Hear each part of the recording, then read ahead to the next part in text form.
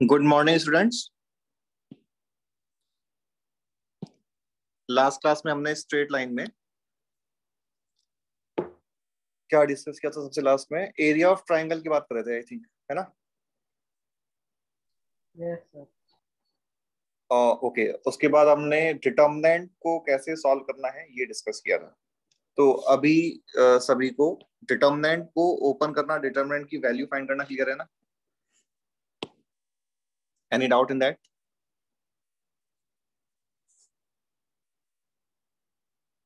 Okay.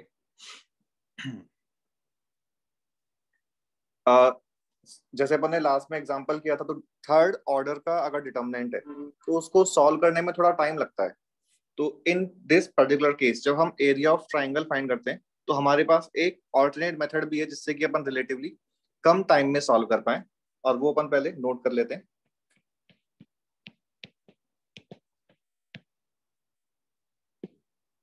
तो वही point है कि if vertices of a triangle, if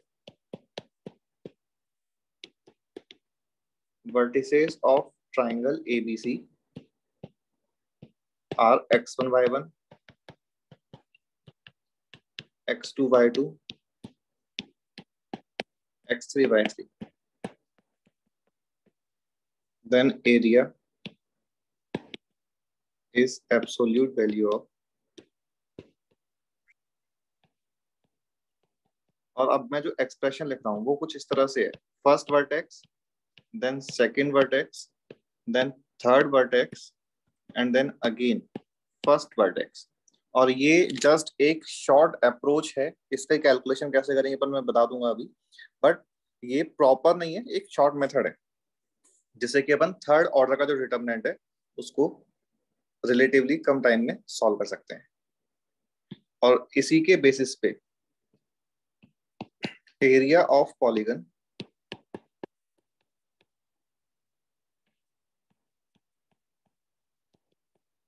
whose vertices are x1 y1, x2 y2, x3 y3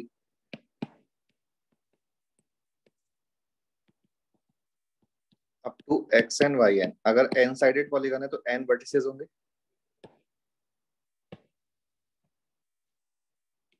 but in this case vertices are given in order.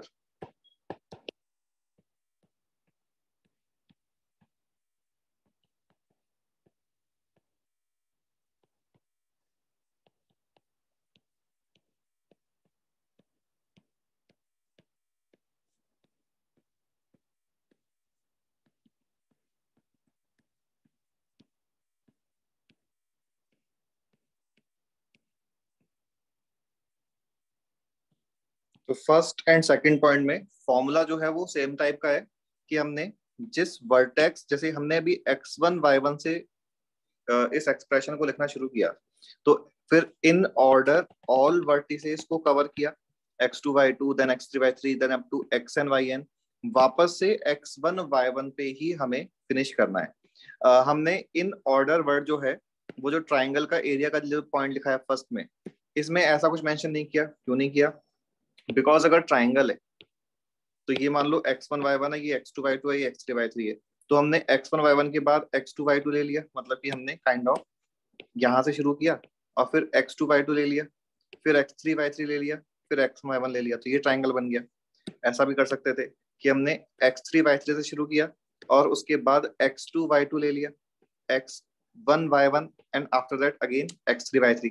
बस ये बोला कि जिस पॉइंट से शुरू करना है उसी पॉइंट पे एंड भी करना है। ठीक है, ये तो ट्राइंगल की बात है, तो यहाँ पे ऑर्डर की कोई प्रॉब्लम नहीं है।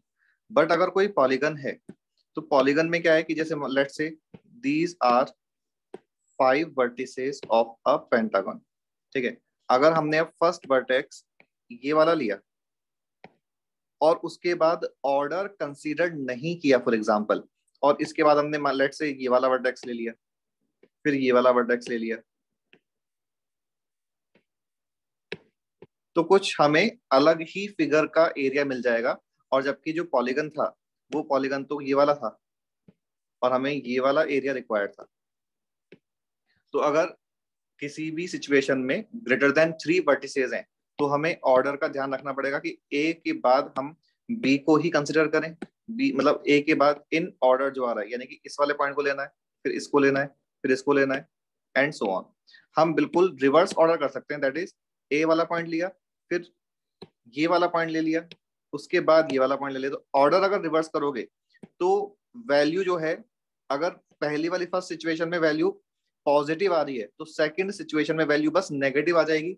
बट हमें तो एरिया जो है वो ऑलवेज पॉजिटिव बोलना है, तो हम उसका आंसर मॉड लगा के बोल देंगे, ठीक है। बट हमें वर्टिसेस के ऑर्डर का ध्यान रखना है इन केस ऑफ पॉलीगन। अब बात है कि ये कैलकुलेशन कैसे करनी है। जैसे अगर मान लेते हैं, या मैं भी in terms of x one y one ही बता देता हूँ कि हमने कहा area x one y one, x two y two, x three y three, और ट्राइंगल में एक्स वन वाई वन वापस से हाफ आ गया, तो this is equal to half x one y one का मल्टीप्लीकेशन, सॉरी एक्स वन का multiplication y two से, एक्स टू का वाई थ्री से, एक्स थ्री का वाई वन से। इनको लिख दो पहले तो x one y two plus x two y three plus x three y one. उसके बाद माइनस साइन के साथ जो रिमेनिंग दोनों मल्टीप्लीकेशन है, यानी कि ये वाले रिमेनिंग तीनों, इन तीनों मल्टीप्लीकेशन को विद नेगेटिव साइन लिखना है। तो ये तीनों विद पॉजिटिव साइन, और यहाँ पे हमने बोला x two y one plus x three y two plus x one y three, और ये पूरे ब्रैकेट के आगे ये माइनस साइन है। तो ये इसकी कैलकुलेशन करने का मेथड है। और सेम चीज एन साइडेड पॉलीगन है। तो एक तो हमने ट्राइंगल का एरिया इस तरह से लिखा था, x one y one one, x two y two one, x three y three one, और एक अभी अपन ने इस वाली फॉर्म में लिखा। तो थर्ड ऑर्डर का डिटर्मिनेंट सॉल्व करने में सिंस टाइम ज्यादा लगता है, कैलकुलेशन मिस्टेक होने के चांसेस भी ज्यादा हैं थर्ड ऑर्डर का डिटर्मिनेंट सॉल्व करने में।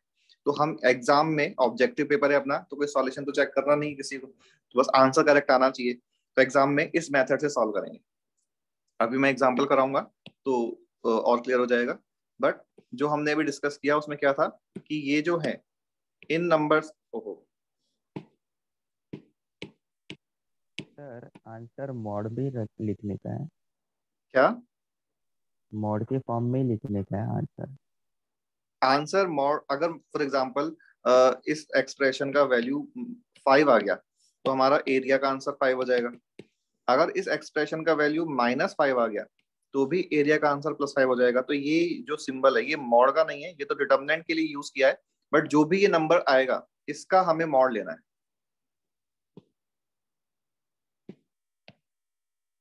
ठीक है। अभी हम इसके क्वेश्चंस करते हैं, पहले एक दो बेसिक पॉइंट्स और लिख लेते हैं कि area of triangle is equal to half into base into height. ये तुम लोगों को पता है, बट नोट कर देते हैं। Area of triangle is equal to half into base into height.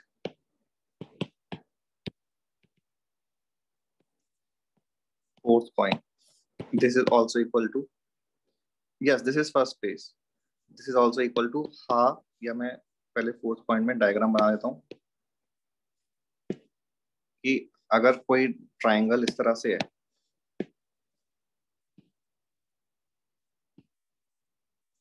Triangle A B C, तो जो स्टैंडर्ड नोटेशन है उसमें वर्टेक्स ए का जो इंटरनल एंगल है that is called capital A angle, vertex C का capital C, and vertex B का capital B. ये तो एंगल्स हैं। वर्टेक्स ए के अपोजिट जो साइड लेंथ है उसको standard small a, vertex B के opposite small b, and opposite to vertex C is small c. ये साइड लेंथ्स हैं, ठीक है। अगर कोई ट्राइंगल इस तरह से है तो इस ट्राइंगल का area half a b sine C, हाँ, equal to half b c sine A, equal to half a c sine B. तो पॉइंट इज कि हम जो भी दो साइड लेंथ यूज कर रहे हैं, अगर हमने बी और सी साइड लेंथ को यूज किया तो इन दोनों के बीच में जो एंगल आ रहा है एंगल ए वही आएगा। तो हमने कहा हाफ इंटू बी इंटू सी इंटू साइन ए, ठीक है। डेरिवेशन ऑल दो बड़ा सिंपल सा है, बट अभी अपन को ये फॉर्मूला याद रखना है। एंड पॉइंट नंबर 5, अभी तक की सारे पॉइंट्स क्लियर हैं। फर्स्ट एंड सेकंड पॉइंट में एरिया फाइंड करने के लिए मैथमेटिकली कैलकुलेशन क्या करनी है। थर्ड पॉइंट पहले से ही पता है, एंड फोर्थ पॉइंट, जो दो साइड लेंथ हम यूज कर रहे हैं वो ही दो साइड लेंथ के बीच में एंगल जो होगा वो यूज करना है। ठीक है, next point number 5। Point number 4, हाँ लिखो ना, लिखना है। पॉइंट नंबर 4 कई जगह यूज में आता है, ऑल्दो ये वाला जो पॉइंट है ये जब अपन लास्ट में सॉरी सॉल्यूशन ऑफ ट्राइंगल पढ़ेंगे तो वहां पे ये एक बेसिक फॉर्मूला है, बट उससे पहले भी सिंस ये फ्रिक्वेंटली यूज में आता है तो अपन ने डिस्कस कर लिया।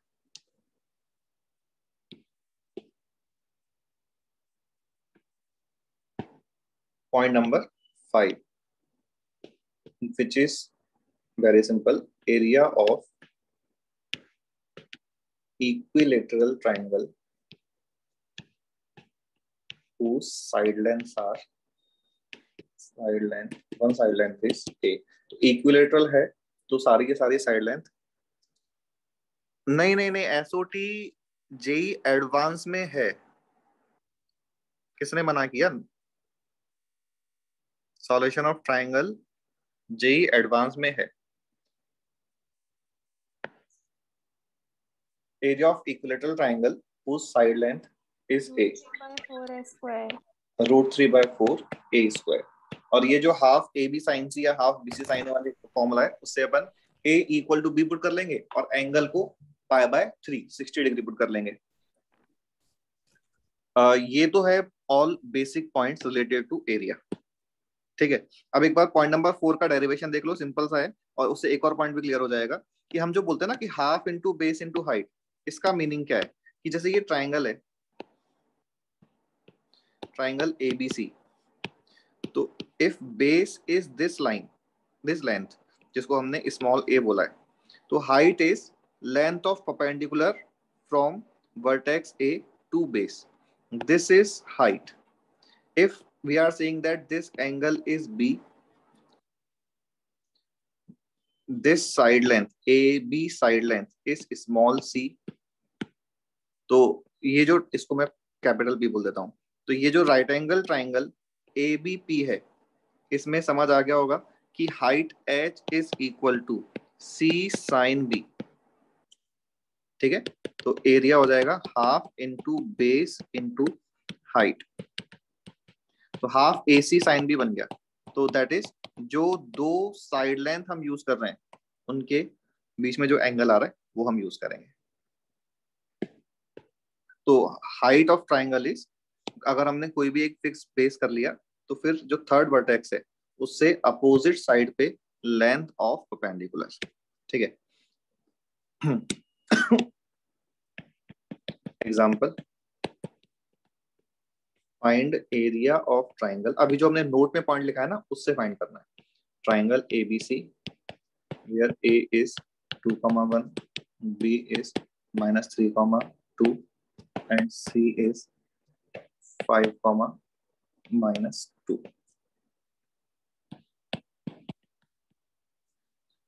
तो एक बार तुम लोग करो कैलकुलेशन, देखो तुम्हें उस फॉर्मूले के अकॉर्डिंग क्या समझ आया।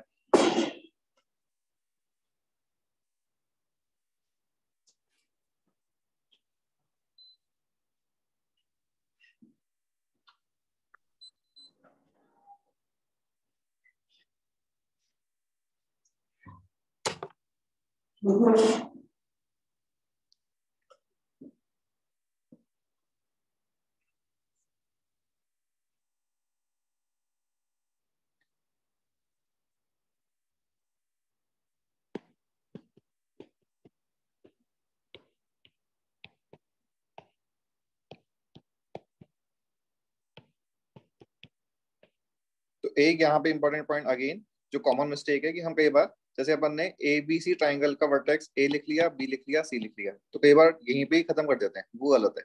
हमें जिस वर्टेक्स से शुरू करना है उसी वर्टेक्स पे एंड करना है।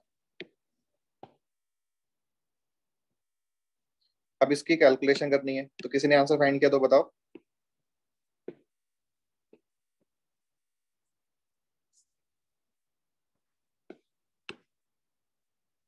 आयशा ने बोला 6,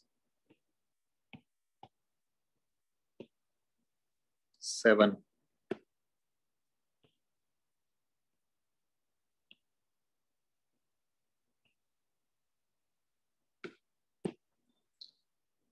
और लोग भी बोलो। तो जो मैंने ब्लू में मार्क किए हैं इनको तो पॉजिटिव रखना है, दैट इज 4 + 6 + 5, 2 × 2 -3 × -2 5 × 1। और जो येलो से मार्क किए हैं उनको नेगेटिव रखना है, तो 1 × -3 आ रहा है, बट हमको ये नेगेटिव अलग से लगाना है। 2 × 5 10 एंड -2 × 2 -4। ओके, तो this is 15 and this is 3। 15 - 3 is 12। अभी ऑलरेडी वैल्यू पॉजिटिव आ गई, बट बाई चांस अगर नेगेटिव आती तो तब भी हम आंसर को तो पॉजिटिव ही बोलते हैं। ठीक है, ये क्वेश्चन सभी को क्लियर है अभी? तो इस तरह के एक्सप्रेशन की कैलकुलेशन कैसे करनी है।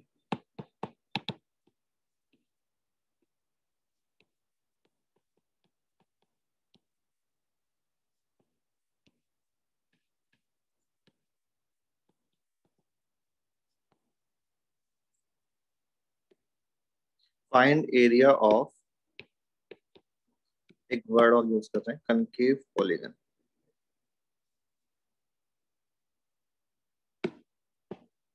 whose vertices are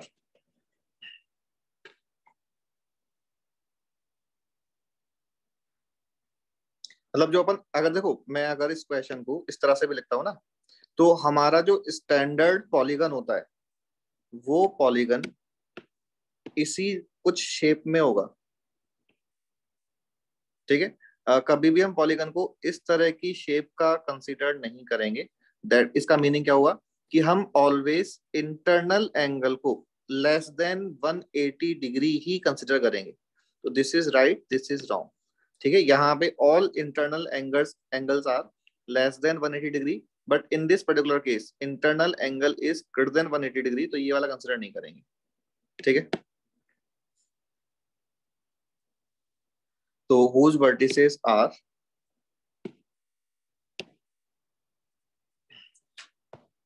माइनस, एक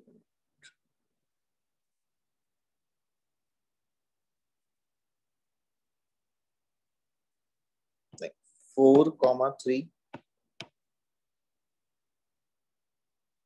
-5,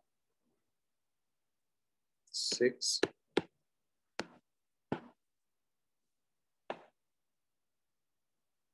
ये अब क्वेश्चन के स्टेटमेंट से देखना कि क्वेश्चन ने वर्टिसेस इन ऑर्डर बोले हैं या नहीं बोले हैं, तुम्हें क्या लग रहा है? बस क्वेश्चन तो बता दिया कि वर्टेक्स इस तरह से है।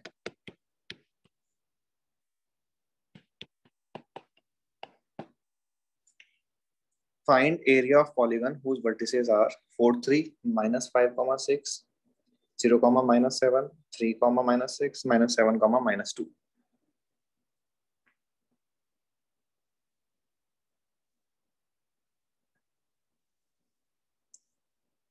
तो here it is very important कि वर्टेक्स जो वर्टिसेस जो हैं आर दीज इन ऑर्डर और नॉट। तो सिंस क्वेश्चन है तो नहीं बोला है कि दीज आर इन ऑर्डर, तो हमें चेक करना होगा। और हम चेक कैसे करेंगे कि इन सारे पॉइंट्स को एक्स वाई प्लेन में मार्क करूं। Mark all these points in x y plane.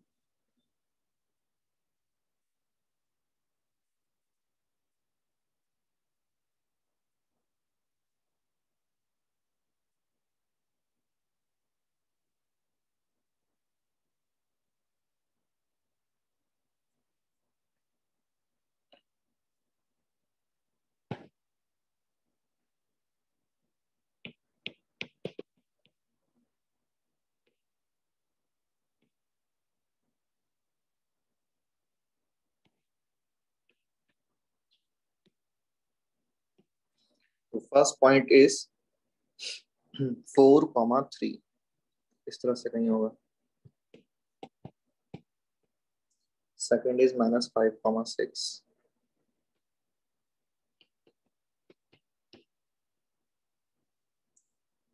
0, -7।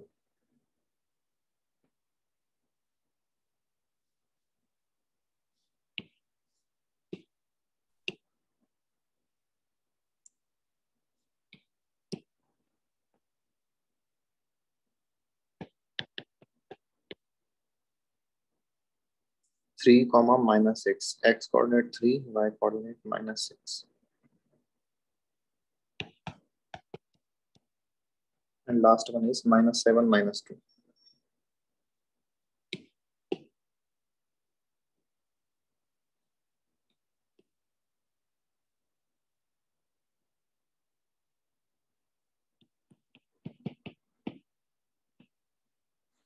तो अगर हमने इनको एक्स वाई प्लेन में मार्क किया तो हमें फिर प्रॉपर ऑर्डर मिलेगा, और अभी हम कोई से भी एक वर्टेक्स से उस फॉर्मूले में पुट करना शुरू कर सकते हैं, बट इसी ऑर्डर में, because now polygon is this.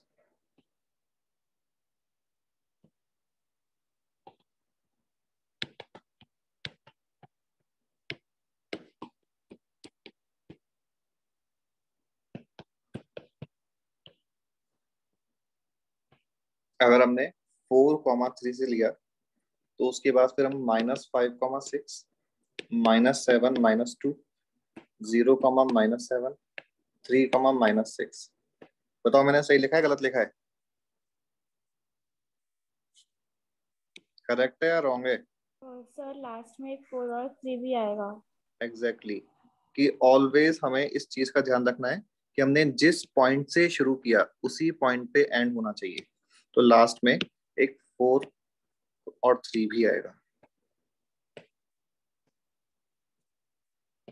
अभी करो कैलकुलेशन.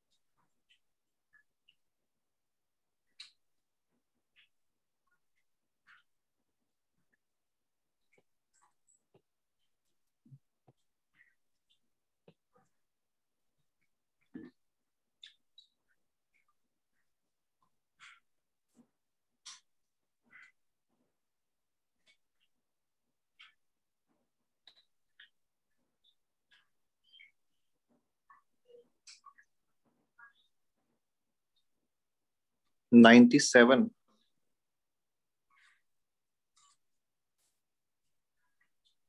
मैंने ये नंबर गलत लिखा है.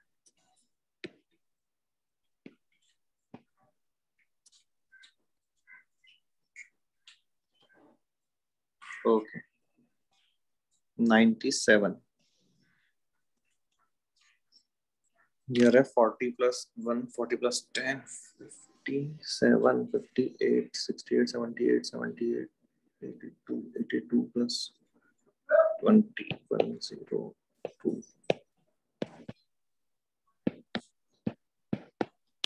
ठीक है.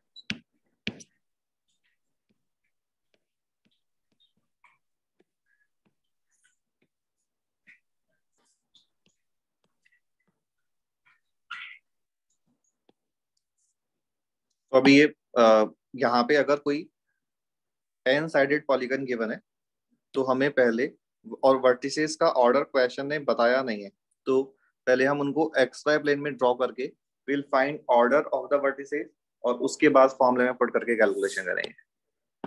ठीक है. Next question.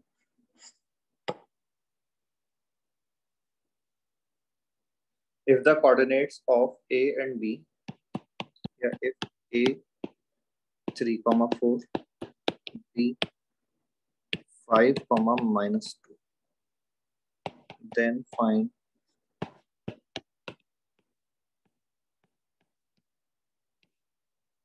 coordinates of vertex C of triangle ABC, where C is such that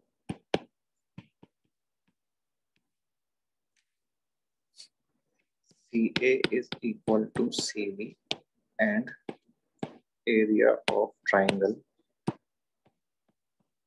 ABC is equal to 10 square units. A and B के coordinates given है. A point is 3,4, B is 5,-2.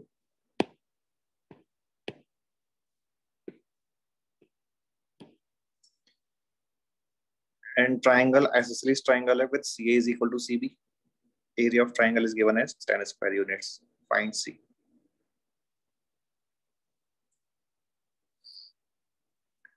हाँ, in triangle order of vertices is not important because A, B, C, A के बाद B, B के बाद C, C के बाद A use कर लो, A के बाद C, C के बाद B, B के बाद A यूज कर लो, कुछ भी कर लो, सेम ट्राइंगल बनेगा.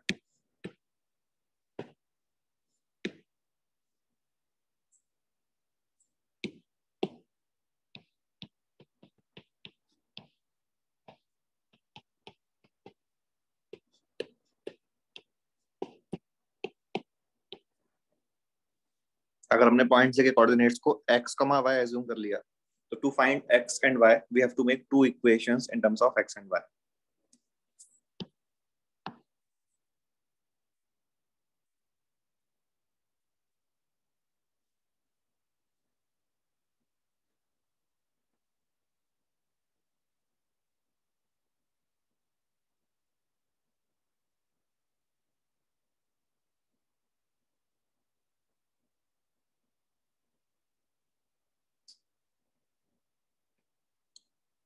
CA इक्वल टू CB, तो डिस्टेंस फॉर्मूले का यूज करेंगे. इक्वेशन नंबर 1 यहाँ से बन जाएगी.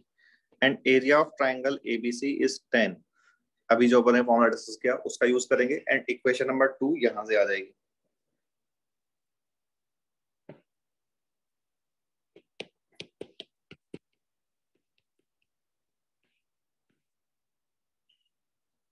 Point A is 3,4, तो x minus 3 whole square plus y minus 4 whole square is equal to point B is 5,-2. Open किया तो बोथ साइड से x square plus y square तो कैंसिल हो गया. Coefficient of x from left side is -6, from right side is -10, तो 4x -8 -4 -12y is equal to 4. So this becomes x minus 3y equals to 1. This is equation number 1.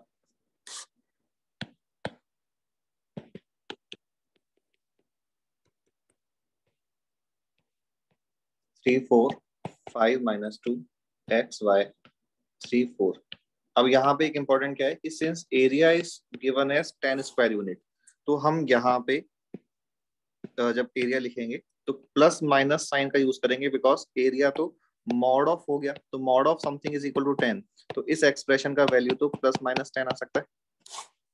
तो यहाँ पे plus minus use करेंगे. Plus minus की वजह से इस question के दो आंसर्स आएंगे, और एक बार ज्योमेट्रिकली सोच के देखो दो आंसर्स आने भी चाहिए बिकॉज क्वेश्चन ने ए और बी तो फिक्स कर रखा है. बोला है कि सी वाला पॉइंट इस तरह से है, ए और बी तो फिक्स कर रखा है. सी वाला पॉइंट इस तरह से है कि area C A is equal to C B, तो C A is equal to C B यहाँ पे लाई करने वाला कोई सा भी पॉइंट अगर होगा तो वो ए और बी से इक्वल डिस्टेंस पे हो जाएगा. बट एरिया जो है उसके अकॉर्डिंग सिंस बेस तो फिक्स है, हाइट फिक्स हो जाएगी, तो सी वाला पॉइंट यहाँ पे हो सकता है, तो सी वाला पॉइंट यहाँ भी हो सकता है. इस वाले ट्राइंगल का जो एरिया है ये भी सेम 10 स्क्वायर यूनिट आ जाएगा. तो सी की 2 पोजीशंस आएंगी, यानी कि इस क्वेश्चन के 2 आंसर्स आएंगे.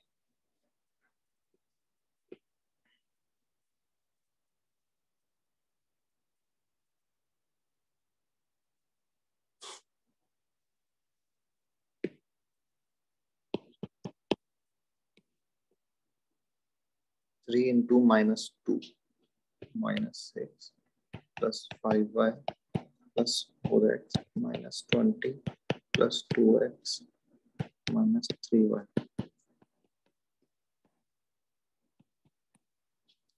प्लस साइन यूज किया तो 6x plus 2y minus 26 is equal to 46, minus sign use किया तो 6x plus 2y is equal to 6। एक बार कंफर्म करो, यही आ रहेगा। -6 प्लस 5y प्लस 4x, ठीक है, -20 minus plus 2x minus 3y, तो 4x plus 2x 6x, 5y minus 3y 2y, ठीक है। 26 राइट साइड में ट्रांसफर किया तो प्लस 46 एंड प्लस 6, ठीक है।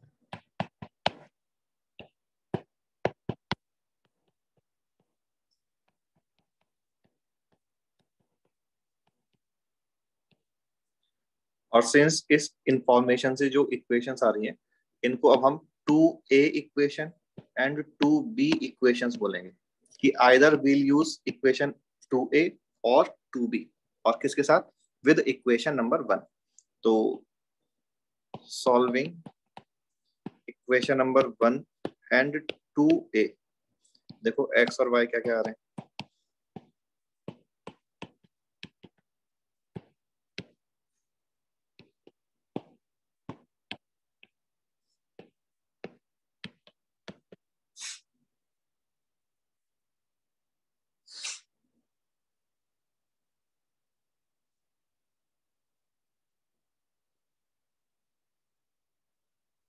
x को 3 से मल्टीप्लाई किया तो 9 10x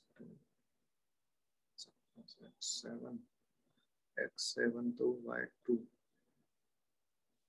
फर्स्ट केस में तो x7 और y2 आ रहा है। एक बार तुम लोग और कैलकुलेशन कंफर्म कर देना। सेकंड में 3 से मल्टीप्लाई किया तो ये हो गया 10 3 9 x1 तो y0। सेकंड में x1 और y0 आ रहा है। 7,2 एंड 1,0, ये इस क्वेश्चन के दोनों आंसर्स हो जाएंगे।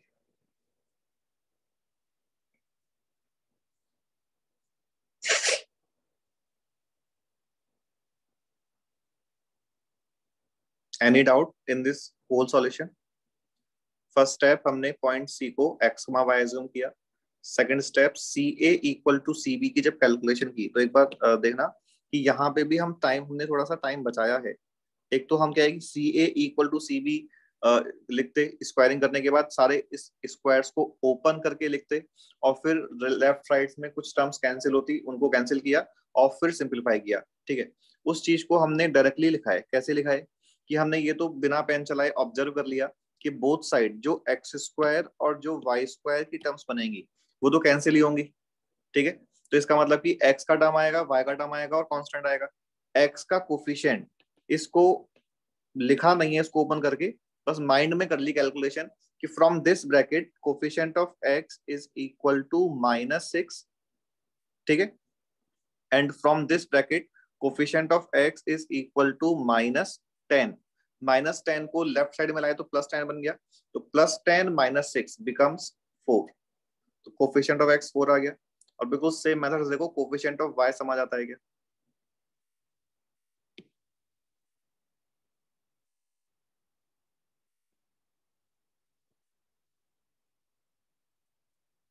बिकॉज जब तक रूट रहेगा हम सॉल्व भी नहीं कर पाएंगे। कोई भी एक रूट वाली इक्वेशन है और उससे अपन को वेरिएबल्स की वैल्यू फाइंड करनी है, तो विदाउट स्क्वायरिंग कैसे सॉल्व करोगे?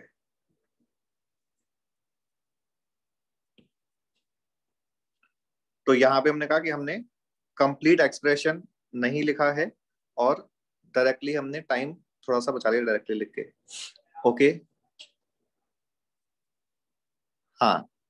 उसके बाद एरिया ऑफ ट्राइंगल के लिए हमने कहा कि since area of triangle is always positive, तो mod of something is area of triangle. तो ये चीज काफी इंपॉर्टेंट है कि हमने यहाँ पे प्लस और माइनस साइन का यूज करना है, और फिर प्लस और इस वाले 2 को क्रॉस मल्टीप्लाई किया तो ये नंबर 20 बन गया।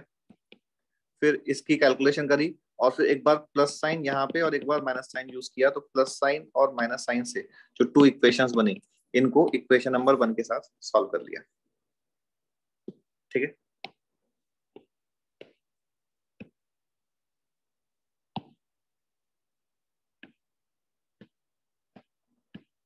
चलो next question.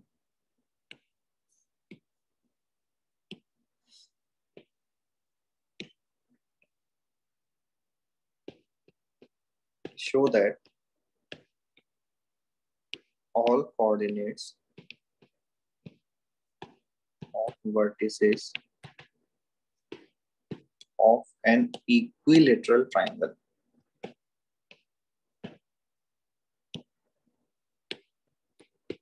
cannot be rational. Show that all coordinates of vertices of an equilateral triangle cannot be rational. अब ये शो कैसे करेंगे?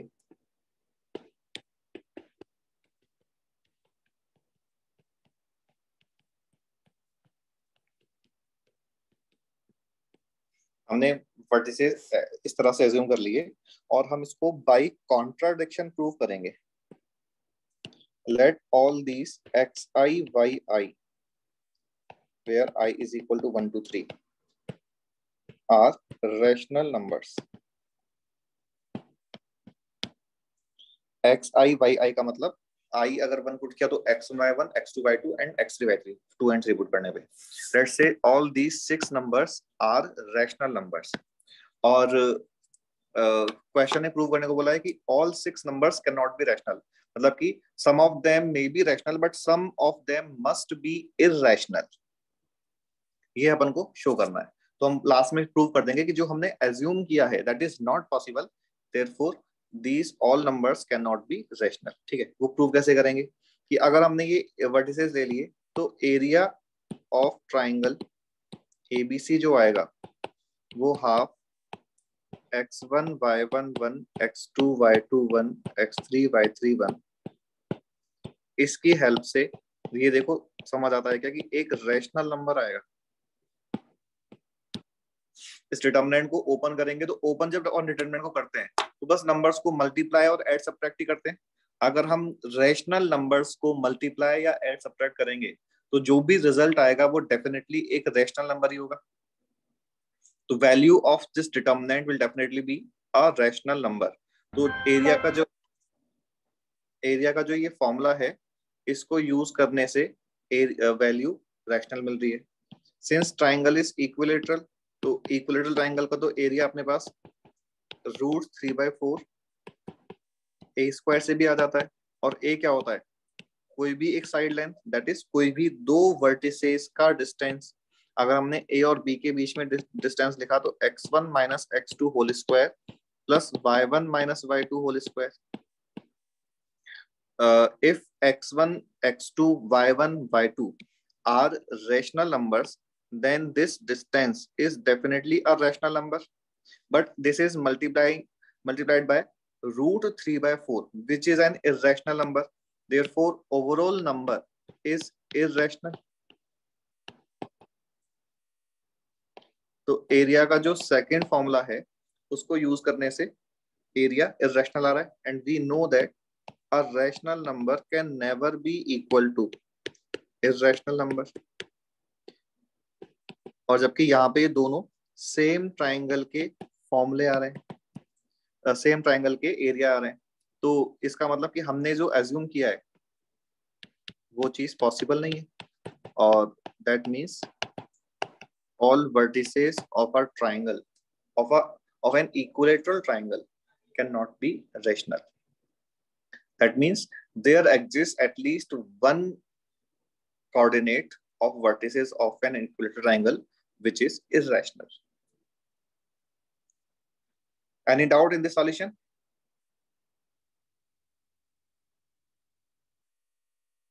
रैशनल नंबर्स में हम कोई से भी मैनिपुलेशन कर लें। Third step, I don't know third step में अगर ये बोला है तो हमने area of triangle ABC determinant की हेल्प से फाइंड किया। डिटरमिनेंट को जब अपन ओपन करते हैं तो सिंपली नंबर्स को मल्टीप्लाई और ऐड सब्ट्रैक्ट करते हैं। अगर हमने इन ऑल नंबर्स को रेशनल बोला हुआ है तो कोई से भी रेशनल नंबर्स में कोई सा भी मल्टीप्लिकेशन, ऐड या सब्ट्रैक्ट कुछ भी कर लो उन नंबर्स को, रिजल्ट ऑलवेज एक रेशनल नंबर आएगा। तो डिटर्मिनेंट वाले मेथड से तो आंसर एक रेशनल नंबर आ रहा है, जबकि जो एरिया ऑफ इक्विलेटरल ट्राइंगल है √3/4 इससे ये आंसर जो है वो एक इर्रेशनल नंबर आ रहा है। बट सिंस ये दोनों सेम के ही सेम ट्राइंगल के एरिया है तो हम इन दोनों को इक्वल करेंगे। इन दोनों को इक्वल किया तो हमें तो पहले से ही पता है कि since a rational number can never be equal to an irrational number, therefore इन दोनों को इक्वल करना पॉसिबल ही नहीं है, यानी कि हमने जो अज्यूम किया है वो पॉसिबल नहीं है। और ये अगर पॉसिबल नहीं है तो इसका कन्वर्स कि at least one of the vertex must be irrational, वो पॉसिबल है।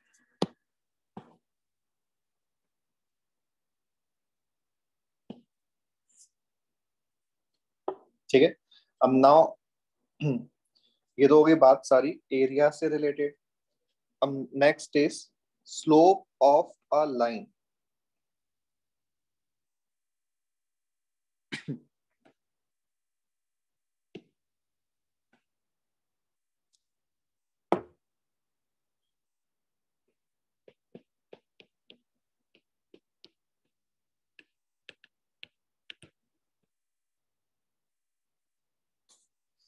Delta y upon delta x exactly. तो अपन एक बार इसका बेसिक मीनिंग जो है वो देख लेते हैं, स्लोप है क्या। जैसे तुम लोगों को फिजिक्स में तुमने पढ़ रखा है तो तुम्हें वेक्टर्स का आइडिया है, तो वेक्टर की डायरेक्शन तो उसके यूनिट वेक्टर से आ जाती है। बट लाइन की जो डायरेक्शन है, लाइन की डायरेक्शन का मीनिंग क्या है, वेक्टर तो एक ही डायरेक्शन में जाता है, लाइन जो है वो दोनों ही डायरेक्शन में चलती है। ठीक है, तो ये लेकिन स्टिल हम लाइन की डायरेक्शन को डिफाइन करेंगे, और वो कैसे डिफाइन करेंगे 2D में और 3D में। 3D में अलग मेथड है लाइन की डायरेक्शन को डिफाइन करने का, अभी हम 2D की बात कर रहे हैं। तो स्लोप ऑफ अ लाइन, और 2D में 3D में लाइन की डायरेक्शन डिफाइन करने के लिए हम जब 12th क्लास में पढ़ेंगे तो direction ratios and direction cosines की बात करते हैं, और 2D में लाइन की डायरेक्शन के लिए हम स्लोप की बात करते हैं। तो मान लो कोई ये इस तरह से कोई एक लाइन है जो XY प्लेन में, XY प्लेन में इस तरह से है, और ऑब्वियसली वाला पॉइंट पोजीशन है, ये positive x axis, negative positive y axis.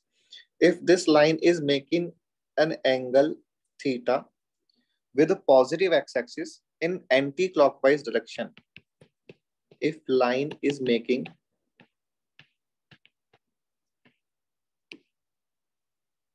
an angle theta with a positive x-axis in anti-clockwise direction,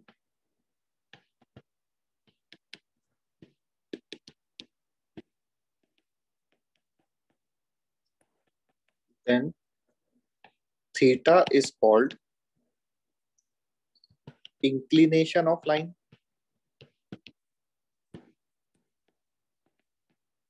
and tan theta is called slope और gradient। Generally slope word use करते हैं, but अगर कभी gradient word लिखा है तो इसका मतलब acute theta means positive gradient, correct, gradient of the line। तो लाइन का जो इंक्लिनेशन है वो तो एंगल है जो थीटा से हमने डिफाइन किया है, और थीटा अगर एंटी क्लॉकवाइज है तो उसको अपन को पॉजिटिव एंगल ट्रीट करना है। ठीक है, तो अगर थीटा जो अभी बोला भी गया था कि theta is acute angle, then slope of line is always positive because tan of a acute angle is always positive. तो लाइन का जो इंक्लिनेशन है that is theta, and line का जो स्लोप है that is tan theta, and slope is noted by small m। Slope of a line is denoted by small m। ठीक है, तो ये तो हमने स्लोप को डिफाइन किया है। अब यहाँ पे थीटा, एक्चुअल में तो थीटा कोई भी वैल्यू ले सकता है, बट अगर हम थीटा को 0 to पाई रेस्ट्रिक्ट कर दें तो ऑल पॉसिबल स्लोप्स कवर हो जाते हैं।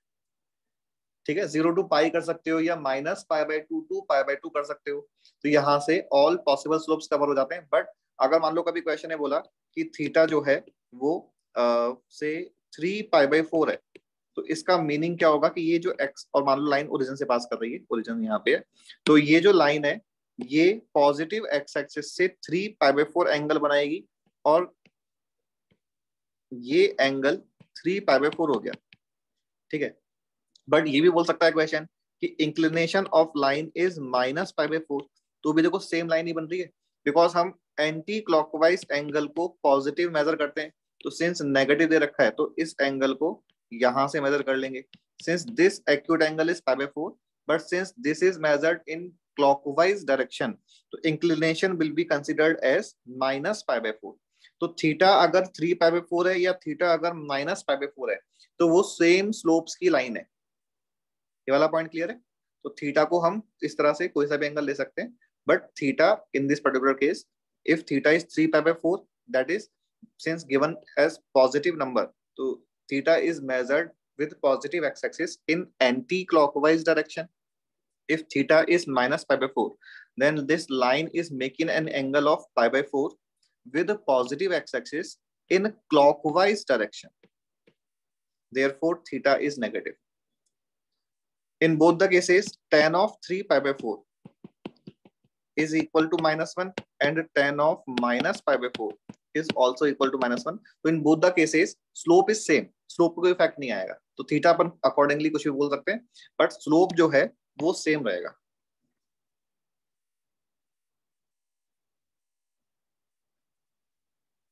If this line is passing through, if line is passing through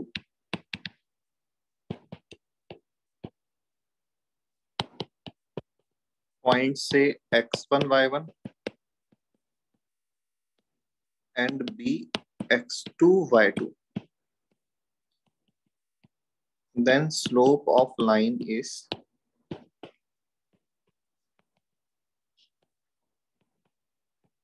y2 minus y1 upon exactly correct x2 minus x1. Slope of line is y2 minus y1 upon x2 minus x1. ठीक है, और ये slope बना कैसे, ये अपन एक बार देख लेते हैं कि ये एक्स वाई प्लेन है और यहाँ पे कोई लाइन इस तरह से है जो x1 y1 और x2 y2 पॉइंट से पास कर रही है। तो अगर हम अब एक इस ट्रायंगल इस तरह से बना लें और हमें चाहिए ये वाला एंगल थीटा स्लोप के लिए, तो tan थीटा स्लोप का आंसर हो जाएगा। If this angle is theta then this angle is also theta. इस वाले पॉइंट को मैं कुछ P बोल देता हूँ। हमने बोला है कि A point is x1 y1 and B point is x2 y2। तो तुम लोग मुझे पॉइंट P के कोऑर्डिनेट्स बता सकते हो? AP is parallel to x-axis and BP is parallel to y-axis. Coordinates of point P.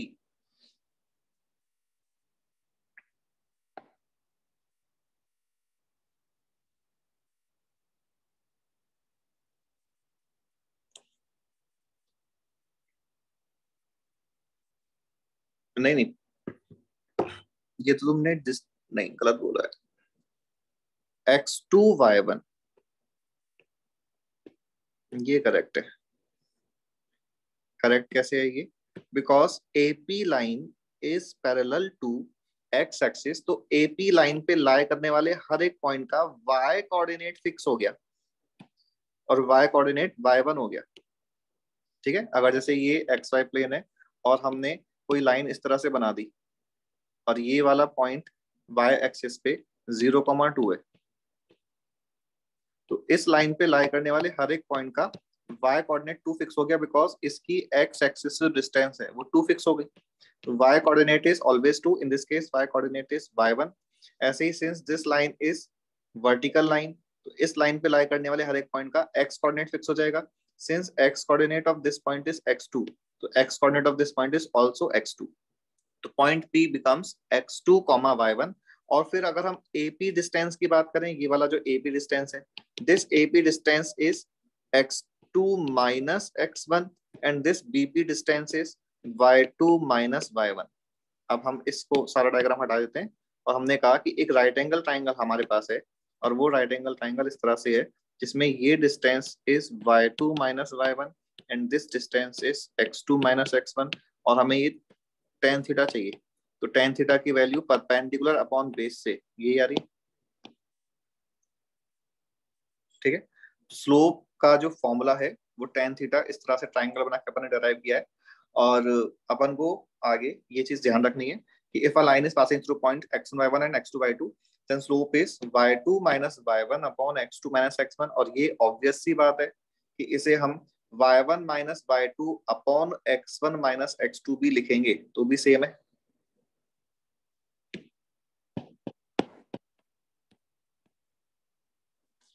अगर कभी क्वेश्चन ने उस लाइन का इंक्लिनेशन पूछा है तो हम इस स्लोप को tan थीटा के इक्वल करके theta is equal to tan inverse of this number, जो भी स्लोप आएगा tan inverse of that slope हमारा इंक्लिनेशन का आंसर हो जाएगा।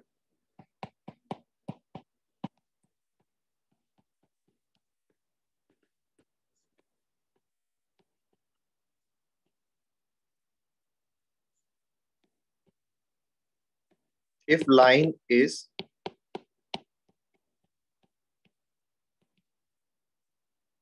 perpendicular to x-axis, so in this case theta becomes perpendicular. In this case theta becomes pi by 2. Therefore slope is not defined. Tan of pi by 2 is not defined.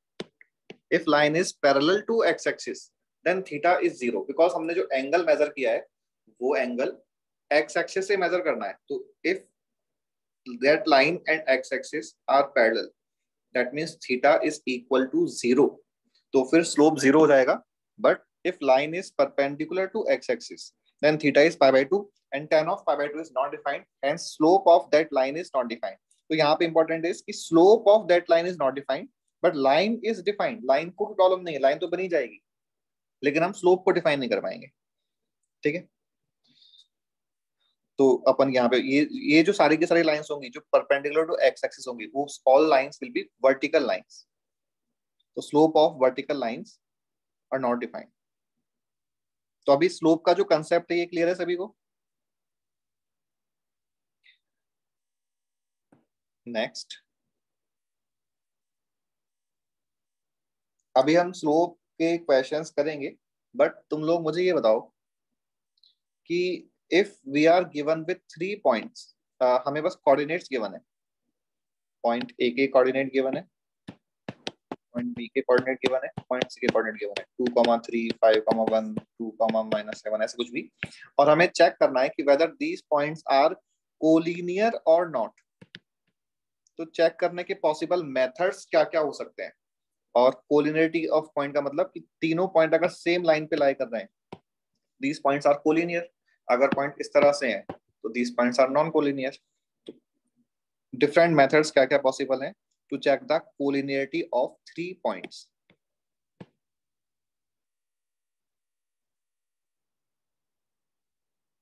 बताओ method क्या हो सकता है। Points का नाम ABC है। Gradient of any two point is same. Gradient of any two point is same, so points are collinear. Disha statement कुछ meaningless हो गया, because to define gradient we are required 2 points. तो gradient of any 2 point का मतलब तो एक ही slope आया।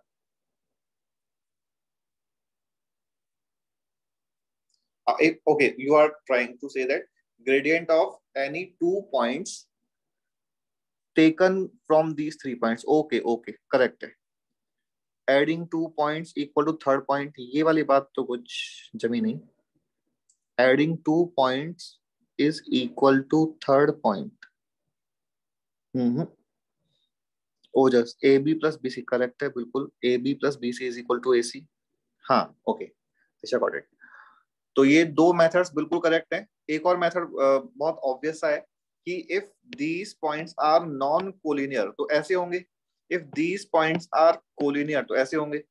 तो हम एरिया ऑफ ट्राइंगल को 0 कर सकते हैं कि if area of triangle made by points A, B and C is 0 then points are collinear. ठीक है, तो अपन एक बार ये मेथड्स नोट कर लेते हैं.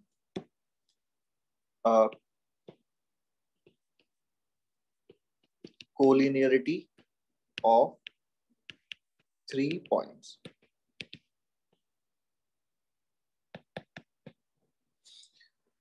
First, let the points be A, B, and C. Previous page.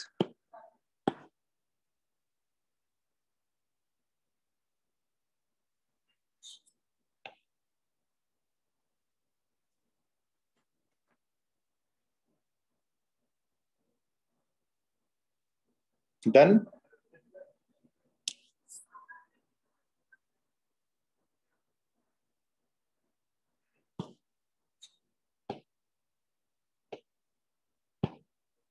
Let the point be A, B, and C. The first method, which is easiest method, that slope of AB is equal to slope of, yeah, I should write complete statement. Let the points be A, B, and C. And if these points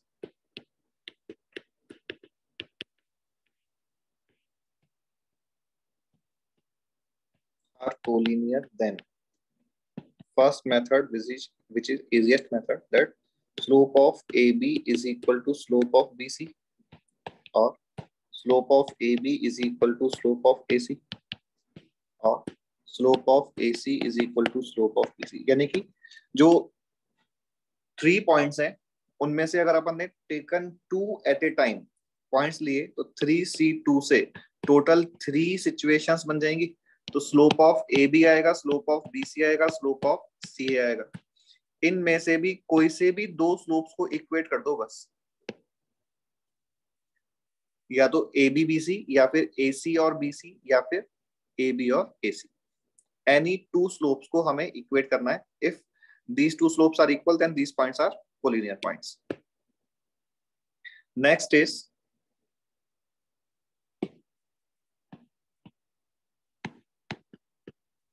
area of triangle ABC is equal to 0. Third is sum of any 2 distances is equal to third distance. जो अभी हमने जैसे for example AB plus BC is equal to AC आ जाए तो फिर ये points collinear हो जाएंगे.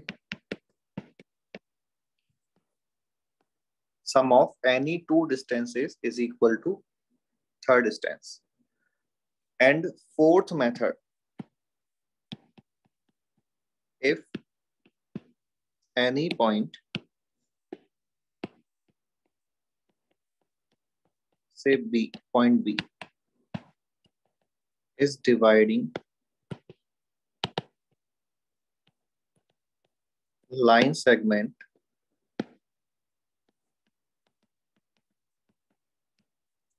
joining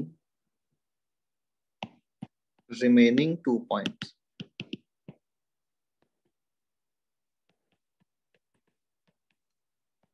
In this case, A and C. Then points are collinear.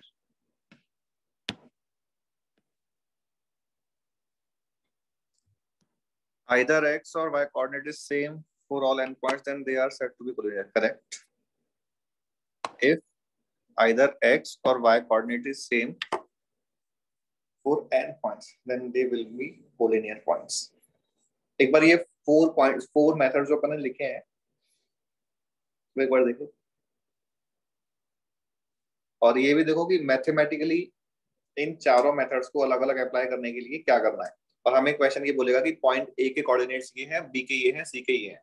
तो फिर first method, if we are given coordinates of points A, B and C, slope of AB, slope of AC, दोनों को find किया और equate कर दिया. अगर दोनों सेम आ गए तो points are collinear, otherwise not.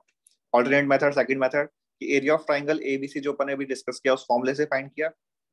If area is coming out as 0, then the points are collinear points. Third method कि जो 3 पॉइंट्स गिवन है उनसे ए बी ए सी और बी सी तीनों डिस्टेंसेस को फाइंड किया। If sum of any two distances is equal to third distance then points are collinear. And fourth point कि हम यहाँ पे अब ए बी सी जो पॉइंट्स हैं उनमें से मान लेंगे कि point B is dividing A C in k:1 ratio.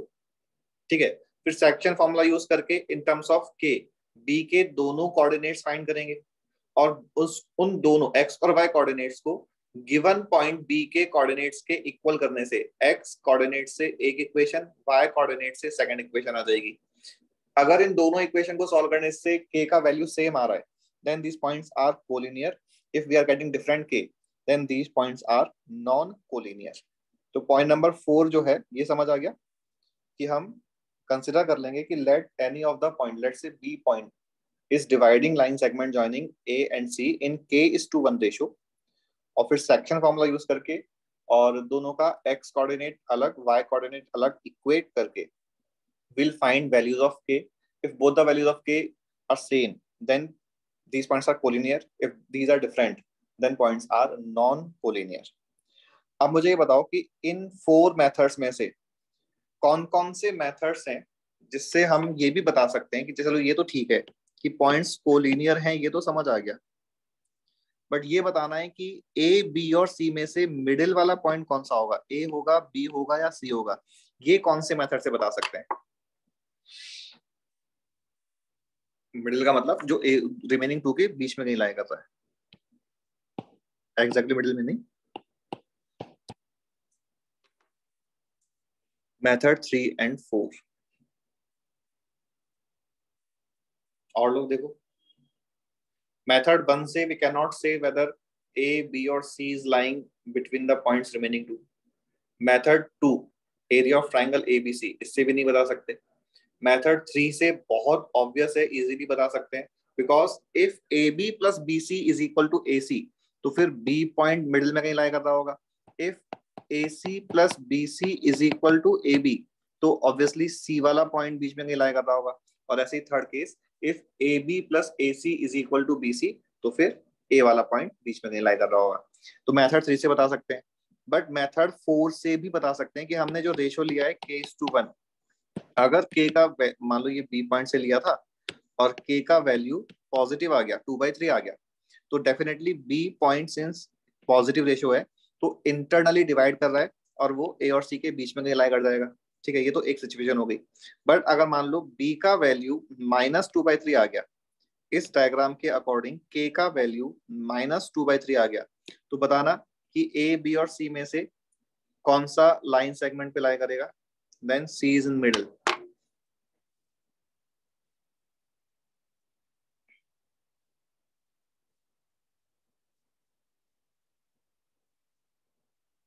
और लोग बताओ।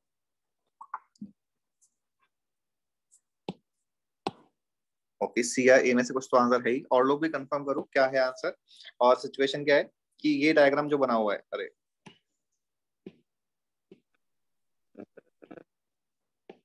ए और सी पॉइंट्स को बी पॉइंट -2:3 के रेशो में डिवाइड कर रहा है, तो फिर बीच में कौन सा पॉइंट लाया करेगा मिडिल में? दिशा और ओजस ने तो बोला है ए। ये हमने लास्ट क्लास में डिस्कस किया था। हमने क्या बोला कि ये जो -2/3 आ रहा है इसका मीनिंग क्या है कि A B upon B C distances का ratio is 2/3, therefore A B is less than B C. तो अगर ए और सी इस तरह से पॉइंट है तो बी पॉइंट ए बी के पास है, मतलब ए के पास है, तो बी वाला पॉइंट फिर यहाँ पे हो जाएगा। और in this situation point A जो है वो बी और सी के बीच में नहीं लाई कर रहा है।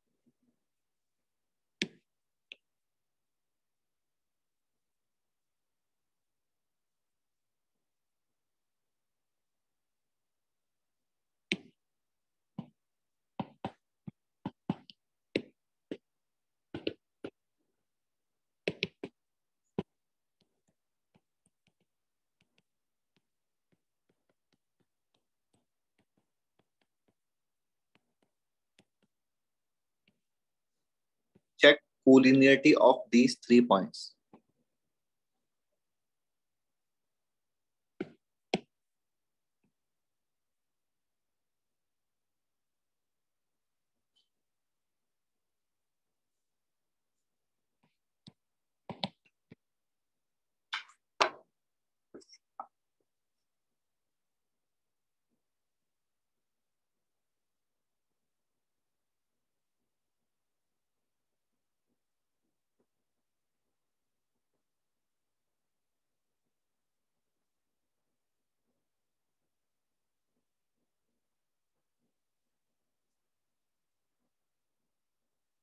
तो easiest method is method 1, slope. एक आंसर बोला गया नॉन कोलिनियर। और किसी का आंसर?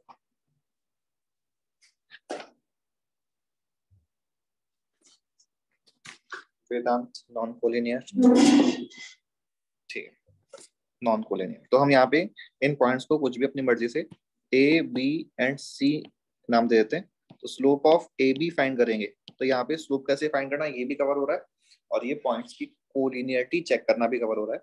तो y2 minus y1 upon x2 minus x1, slope of BC find करेंगे, तो y2 minus y1 upon x2 minus x1। Since slope of AB is not equal to slope of BC, therefore points are non-collinear.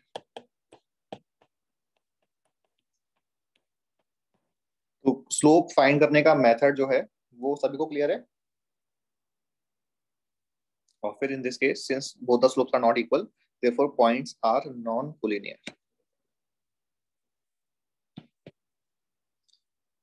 Points are now minus a comma minus b, 0 comma 0, a comma b, okay, a square comma ab। अभी इन 4 पॉइंट्स की collinearity check करो।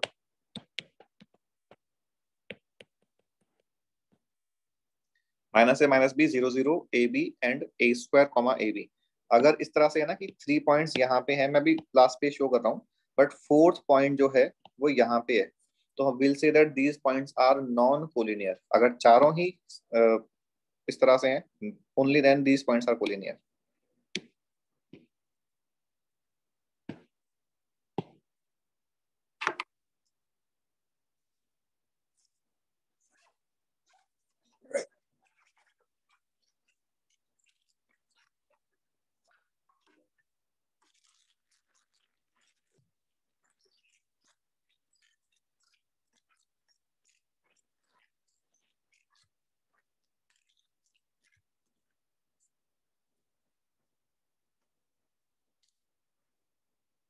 Okay,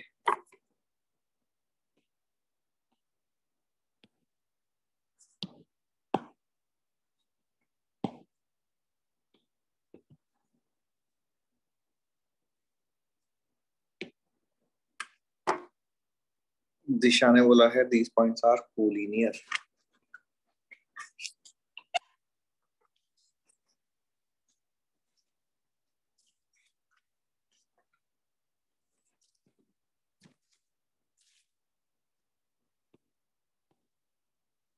ठीक है, तो हमने again in points को कुछ ए बी सी और डी बोल दिया। तो slope of A B is y2 minus y1 upon x2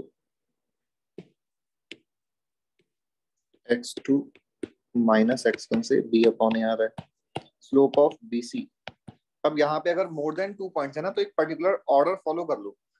अब हम ऐसा नहीं कर सकते कि AB का कर लिया, CD का कर लिया और हाँ कर सकते हैं, AB का कर लिया, CD का कर लिया और फिर AD का कर लिया, ऐसे करना पड़ेगा। स्लोप ऑफ BC जो है ये हो जाएगा y2 minus y1 upon x2 minus x1, again b upon a आ गया। Slope of CD, this is equal to AB minus b upon a square minus a, ठीक है। और न्यूमरेटर से माइनस से कॉमन निकल के कट जाएगा। AB माइनस a कॉमन आके कैंसिल, नहीं मैंने भी क्या लिखा, slope of CD is AB minus b upon a square minus a। तो a अगर अपन ने कॉमन लिया, ऊपर से b और नीचे से a, तो a minus 1 numerator and denominator से कैंसिल हो रहा है। न्यूमरेटर से b कॉमन लिया और डिनोमिनेटर से a कॉमन लिया, तो न्यूमरेटर में ब्रैकेट में a माइनस 1 एंड सेम नीचे बनेगा, तो वो कैंसिल किया तो आंसर सेम आ गया।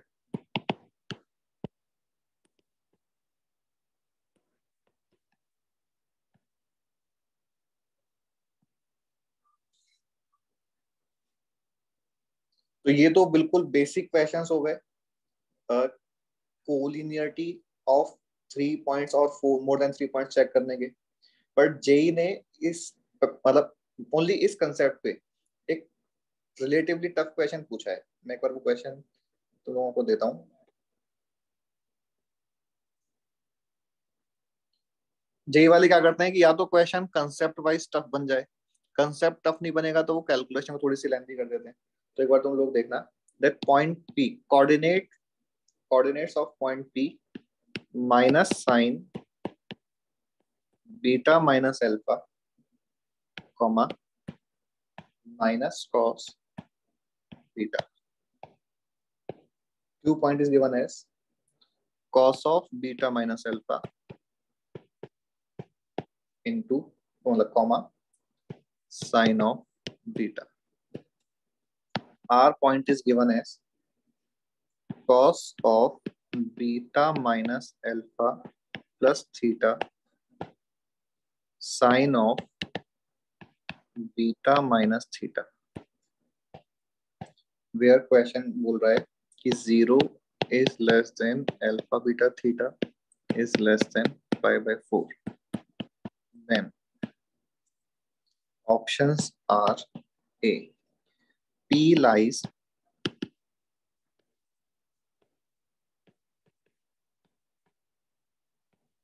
on line segment QR.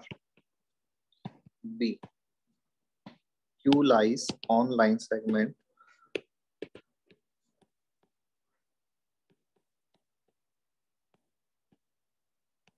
PQ. C option is R lies on line segment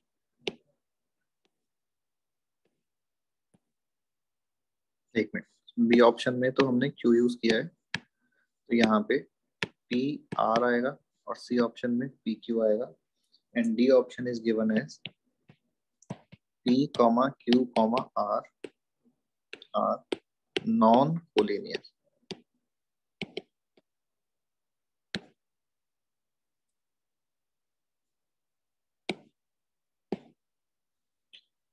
तो एक बार क्वेश्चन को देखो और बताओ क्या करना चाहिए।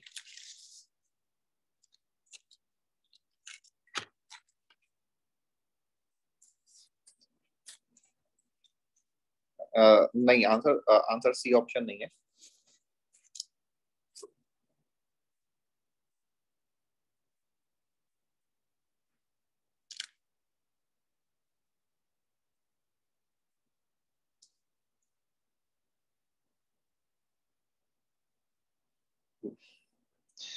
बी ऑप्शन भी नहीं है।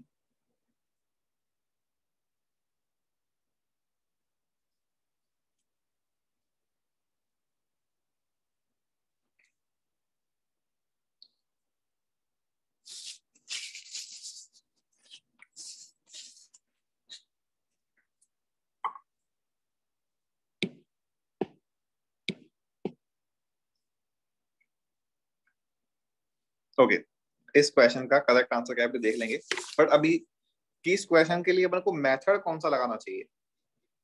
तो क्वेश्चन है सिंस ये वाले ऑप्शंस गिवन है तो हम मेथड 1 या मेथड 2 का यूज नहीं करेंगे, बिकॉज स्लोप से या एरिया से हमें ये नहीं समझ आता कि पी क्यू आर सेगमेंट पे लाई कर रहा है या क्यू पी आर सेगमेंट पे लाई कर रहा है या क्या। तो हमें अभी मेथड 3 या 4 का यूज करना है। मेथड 3 में डिस्टेंस है और मेथड 4 में सेक्शन फॉर्मूला है, तो हम डिस्टेंस का यूज कर सकते हैं, बट यहाँ पे अगर हम डिस्टेंस वाला यूज करते हैं तो कैलकुलेशन लेंथी होती है, बिकॉज उस केस में क्या है कि चलो डिस्टेंस तो फाइंड कर लिया, बट दो डिस्टेंस को फिर ऐड करके थर्ड के इक्वल भी लाना है, वो चीज फिर यहाँ पे कैलकुलेशन वाइज पॉसिबल नहीं होता। तो सही बोला कि हम अब सेक्शन फॉर्मूला यूज करेंगे। सेक्शन फॉर्मूला कैसे यूज करेंगे ये भी काफी इंपॉर्टेंट है। तो एक बार ये जो आर पॉइंट है, आर पॉइंट, इसके कोऑर्डिनेट्स को मैं, अच्छा नेक्स्ट पेज पे मैं सारे पॉइंट्स को लिख रहा हूँ, बट आर पॉइंट्स को ओपन कर, आर वाले पॉइंट के कोऑर्डिनेट्स को ओपन करके लिखूंगा। तो ये कॉस ए प्लस बी और ये साइन ए माइनस बी के फॉर्मूले से ओपन करूंगा मैं, ठीक है। तो नेक्स्ट स्लाइड में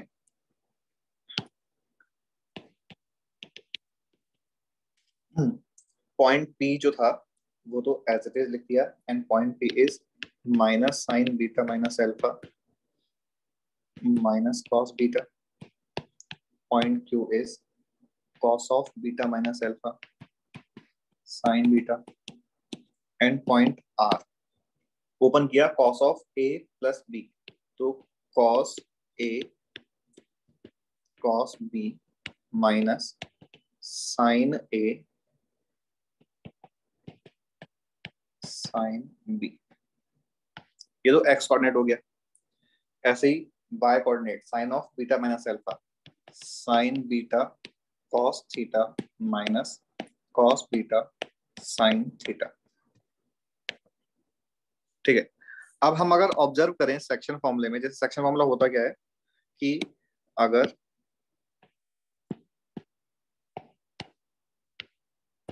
कोई point A P Q segment को m/n के रेशियो में डिवाइड कर रहा है, तो m का मल्टीप्लीकेशन q के कोऑर्डिनेट से होगा, n का मल्टीप्लीकेशन p के कोऑर्डिनेट से होगा। ये होता है सेक्शन फॉर्मूला बेसिक। तो अगर हम इन दिस पर्टिकुलर केस ऑब्जर्व करें तो देखो p का जो x कोऑर्डिनेट है वो साइन थीटा से मल्टीप्लाई हो रहा है, q का जो x कोऑर्डिनेट है वो कॉस थीटा से मल्टीप्लाई हो रहा है, और सेम चीज y कोऑर्डिनेट में भी हो रही है। p का y कोऑर्डिनेट साइन थीटा से मल्टीप्लाई, q का y कोऑर्डिनेट कॉस थीटा से मल्टीप्लाई। तो इसका मतलब हम इस पैटर्न को देख के हम अब क्या कंसिडर करेंगे कि ये p है, ये q है। हमने कहा कि p का कोऑर्डिनेट साइन थीटा से मल्टीप्लिकेशन में आना चाहिए और q का कोऑर्डिनेट कॉस थीटा के मल्टीप्लिकेशन से आना चाहिए। तो हमने एज्यूम किया कि let's say there exist any point a which is dividing line segment joining PQ in cos theta is to sin theta ratio। हमने ये क्यों एज्यूम किया, बिकॉज ऐसा करने से हमें ये समझ आ रहा है कि ऐसा पैटर्न बन जाएगा। तो P वाला point which is minus sin beta minus alpha minus cos beta and Q वाला point cos of beta minus alpha comma sin beta। तो A, अभी मैंने इस पॉइंट को A बोला है, तो A पॉइंट के लिए जब हमने सेक्शन फॉर्मूला लगाया तो sign beta cos theta plus sign minus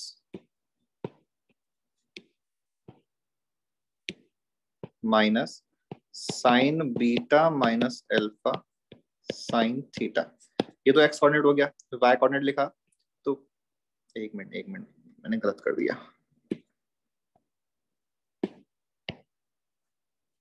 पापा से अपन लिखते हैं।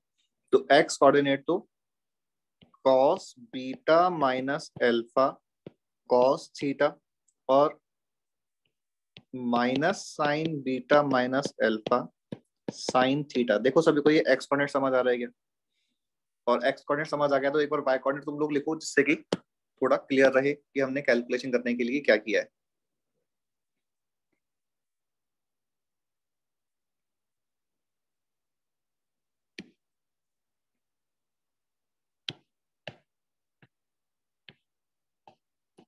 तो वाई कोऑर्डिनेट तुम लोगों ने लिखा क्या?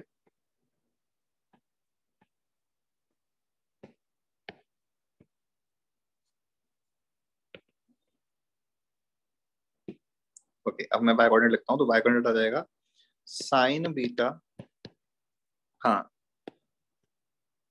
Sign beta cos theta minus cos beta sine theta.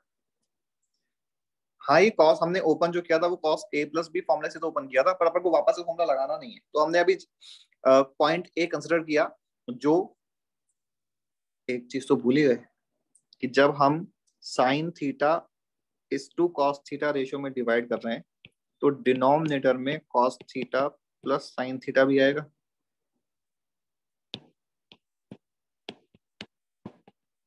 तो अभी देखना कि हमने PQ सेगमेंट को डिवाइड करने के लिए ratio cos theta is to sine theta का यूज किया और फिर सेक्शन फॉर्मूला का यूज करके पॉइंट ए के कोऑर्डिनेट्स लिखे।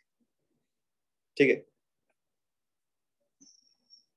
लिटिल ट्रिकी नहीं है भाई, ये बहुत ट्रिकी है। एग्जाम में तो वैसे ही प्रेशर होता है, और दूसरा कि ये थॉट आ जाए कि हाँ इसको अपन इस तरह से प्रोसीड करें, काफी मुश्किल बात है। Can you explain how we divide segment in cos and sine? Okay, देखो एक बार कि हमने जो पॉइंट आर गिवन था, ये पॉइंट गिवन था आर, इस पॉइंट आर के जो कोऑर्डिनेट्स हैं उसको पहले cos of A plus b के फॉर्मूले से और sine of a minus b के फॉर्मूले से ओपन करके लिखा है। तो हमने नेक्स्ट स्लाइड में इस तरह से आर के पॉइंट, आर वाले कोऑर्डिनेट को ओपन करके लिख दिया। फिर 1 मिनट होल्ड करना, 1 मिनट रुको।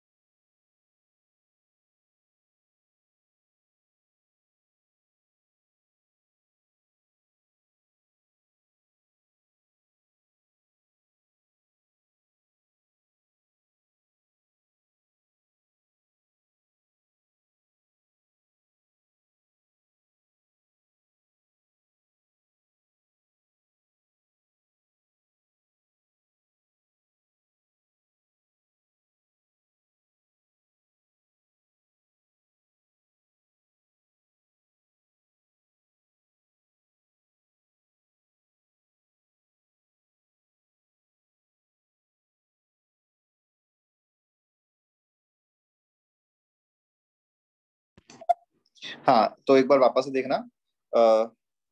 पॉइंट आर जो था उसको हमने जब ओपन किया तो इस तरह से बन गया, वो कॉस ए कॉस बी माइनस साइन ए साइन बी, और sine of a minus b का formula sine a cos B minus cos a sine b. अब हमने कहा कि पी क्यू और आर इन तीनों में by observation cos beta minus alpha, cos beta minus alpha, sine beta, sine beta, ठीक है, minus sine beta minus alpha, minus sine beta minus alpha, minus cos beta minus cos beta. ये तो same आ रहा है। अब multiplication में क्या आ रहा है?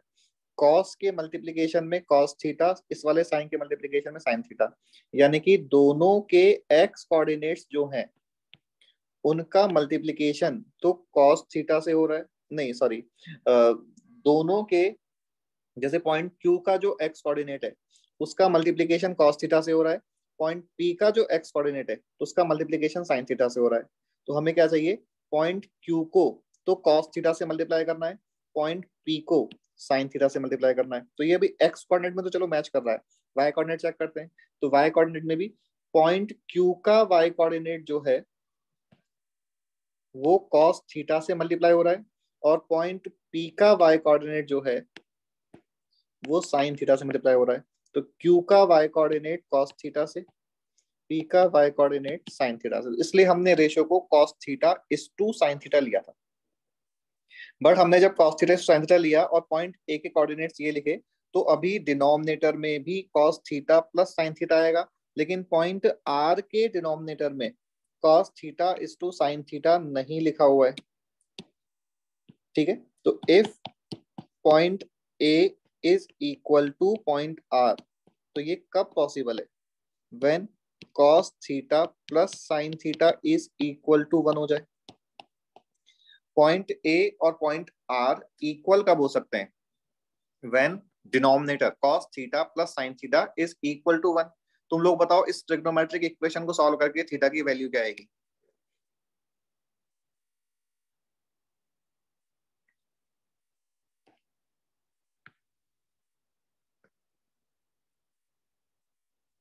पाई/4 पुट करके देखना, पाई/4 सेटिस्फाई कर रहा है क्या?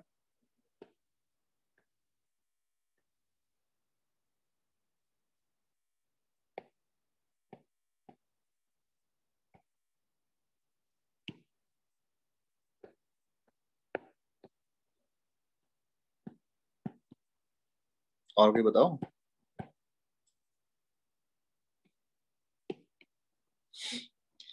थीटा की वैल्यू 0 और π/2 आ रही है। प्रॉपर मेथड क्या होता है इस टाइप के इक्वेशन को सॉल्व करने का? ये a sin x plus b cos x equal to c type की ट्रिग्नोमेट्रिक इक्वेशन है। तो उसका मेथड 1 कि will divide both side by root over a² plus b²। In this case √2 से डिवाइड करेंगे और फिर आगे फॉर्मूला यूज करके सॉल्व कर देंगे। मेथड 2 कि हम इन दोनों को साइन और कॉस को tan θ/2 के टर्म्स में कन्वर्ट करेंगे और फिर tan θ/2 की वैल्यू फाइंड करके थीटा की वैल्यू फाइंड कर लेंगे। तो ये स्टैंडर्ड ट्रिग्नोमेट्रिक इक्वेशन, मैंने बोला कौन सा form, a sin x plus b cos x equal to c, इस टाइप का फॉर्म है। चलो बट अभी इसको सॉल्व करोगे तो थीटा का आंसर 0, π/2 आ जाएगा। एक बार अपन क्वेश्चन वाला जो पेज है उस पर वापस से जाते हैं। तो क्वेश्चन ने बोला था कि जो ये थीटा है ये ओपन 0 से ओपन π/4 ही लाई कर सकता है, open 0 to open π/4। In this case theta 0 और π/2 आ रहा है, तो दोनों ही एक्सेप्टेबल नहीं है। अगर ये दोनों ही एक्सेप्टेबल नहीं है तो ये चीज पॉसिबल नहीं है। अगर ये पॉसिबल नहीं है तो फिर R और A इक्वल नहीं हो सकते। दैट इज पॉइंट R कभी भी इस लाइन पे लाई नहीं कर सकता। तो will say that PQR are non collinear.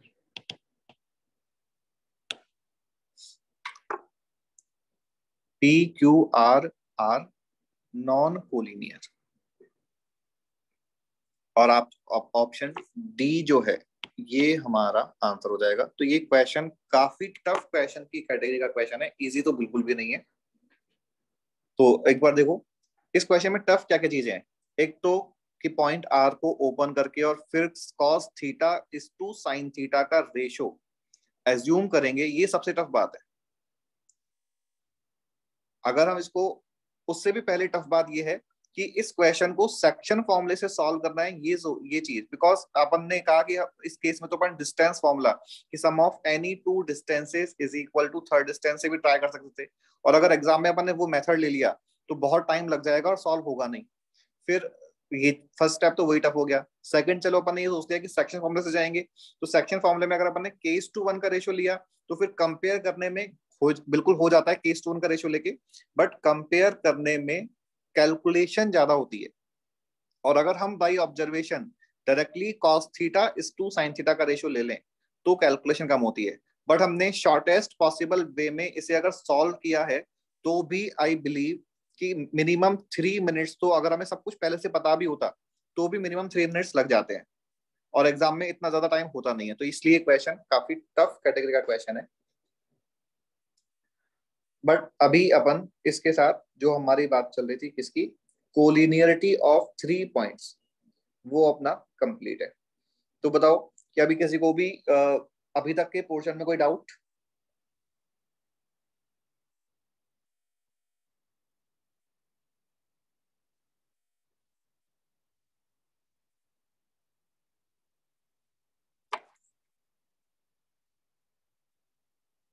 This class question this question was asked in advance और main.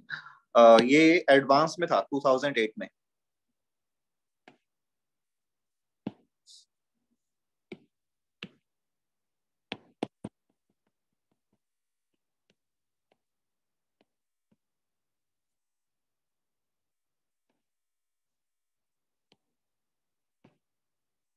Okay, now next is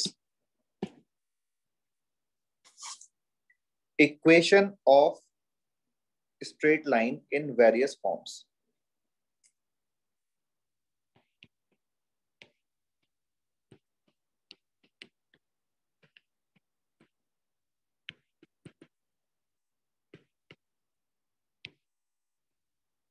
अभी तो हम डिफरेंट फॉर्म्स की बात कर रहे हैं।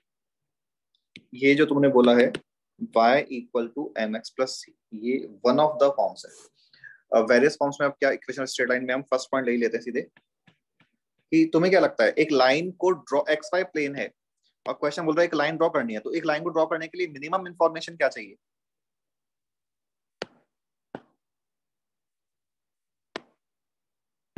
एक लाइन को ड्रॉ करने के लिए मिनिमम इंफॉर्मेशन 2 पॉइंट्स मिल जाए, सभी को समझ आता है। और सिंस अभी जस्ट अपन ने स्लोप भी पढ़ लिया यानी कि डायरेक्शन भी पढ़ ली, तो या तो 2 पॉइंट्स मिल जाए कि जैसे एक लाइन है जो इन 2 पर्टिकुलर पॉइंट से पास कर रही है, तो हम इस लाइन को इन दोनों को ज्वाइन करेंगे और एक्सटेंड कर देंगे तो ये लाइन बन जाएगी। या फिर क्वेश्चन बोल दे कि ये एक्स वाई प्लेन है और जो लाइन है वो इस पर्टिकुलर पॉइंट से पास कर रही है और इसका स्लोप जो है वो 1 है, दैट इज tan थीटा की वैल्यू 1 है, तो थीटा π/4 45 डिग्री हो गया। तो ये लाइन पॉजिटिव एक्स एक्सिस से 45 डिग्री का एंगल सबटेंड कर रही है, तो भी हम लाइन को ड्रॉ कर सकते हैं। तो या तो हमें बेसिक इंफॉर्मेशन में 2 पॉइंट्स मिल जाए या फिर 1 पॉइंट एंड स्लोप मिल जाए, तो भी हम लाइन को एक्स वाई प्लेन में ड्रॉ कर सकते हैं। और सेम चीज है कि इन्हीं सेम इंफॉर्मेशन से हम लाइन की इक्वेशन फाइंड कर सकते हैं। किसी भी चीज का इक्वेशन का मीनिंग क्या है ये हम अभी लोकस जो अपन डिस्कस करेंगे इसी चैप्टर में है उसमें समझ आ जाएगा। पर अभी तो अपन डायरेक्टली इक्वेशंस लिख लेते हैं। तुम लोगों को बेसिक आइडिया तो है, जैसे ये एक इक्वेशन है एक्स और वाई वेरिएबल में, तो ये एक लाइन की इक्वेशन है, ठीक है।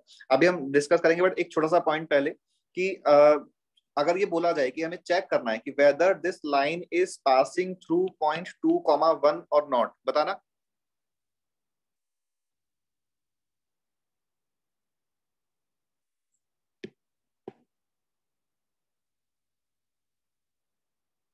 तो सभी को अब ये लाइन पास कर रही है, करेक्ट आंसर है। तो ये चीज भी समझ आती है ना कि लाइन इस पॉइंट से पास कर रही है। डायग्राम ज्योमेट्रिकली तो क्या, एक लाइन गिवन थी और पॉइंट उस पे लाई कर रहा है।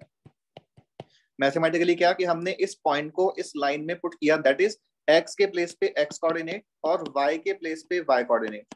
अगर ये पॉइंट सेटिस्फाई कर रहा है तो ये पॉइंट इस लाइन पे लाई कर रहा है, ये लाइन इस पॉइंट से पास कर रही है, ठीक है।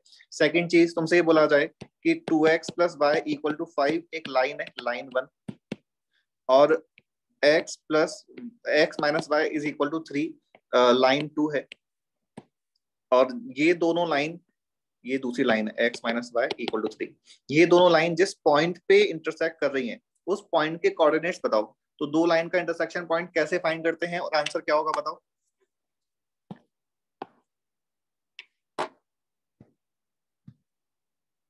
इन दोनों लाइन के इंटरसेक्शन पॉइंट के कोऑर्डिनेट्स बताने।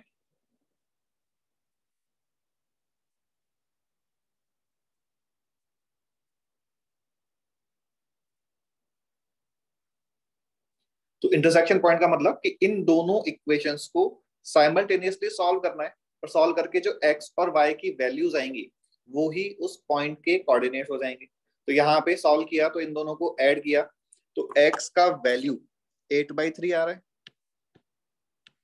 ठीक है। दोनों को ऐड किया तो 3x = 8, x = 8/3, और x का वैल्यू 8/3 पुट किया तो y = 5 - 16/3, यानी कि 1 माइनस का 1/3। कैलकुलेशन करने के बाद y कोऑर्डिनेट -1/3 आ रहा है। बट पॉइंट मतलब मीनिंग क्या कि if we are given 2 lines, then to find intersection point of these 2 lines we have to just find values of x and y by using these 2 equations, and x is x coordinate and y is y coordinate, ठीक है। ये basic से point है। कई बार क्या होता है कि बेसिक पॉइंट में कंफ्यूजन होता है, इसलिए मैंने क्लियर कर दिया। अब हम बात कर रहे हैं इक्वेशन ऑफ लाइन की।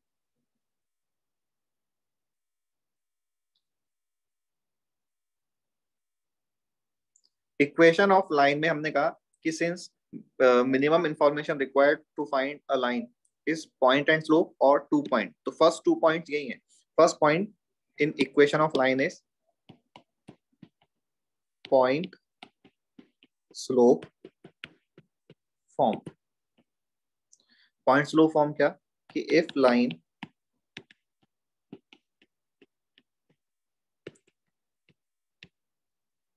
passes through points a x1 y1 and slope of line is m, then equation is y minus y1 is equal to m times x minus x1। तो ये है लाइन की equation in point slope form. ठीक है, अभी एक बार मैं hand to hand 2 point form में लिख देता हूं। Second is 2 point form. ये जो हम लाइन के जो फॉर्म का नाम लिख रहे हैं, point slope form, that is point given है लाइन पे और लाइन का स्लोप गिवन है। 2 पॉइंट्स फॉर्म यानी कि लाइन पे 2 पॉइंट्स गिवन है। If line passes through points A, which is x1 y1, and B, which is x2 y2, then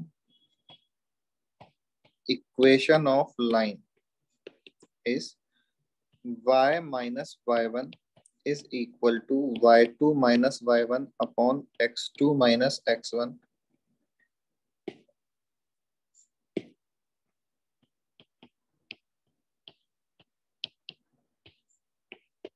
x minus x1। अभी बता रहा हूं मैं।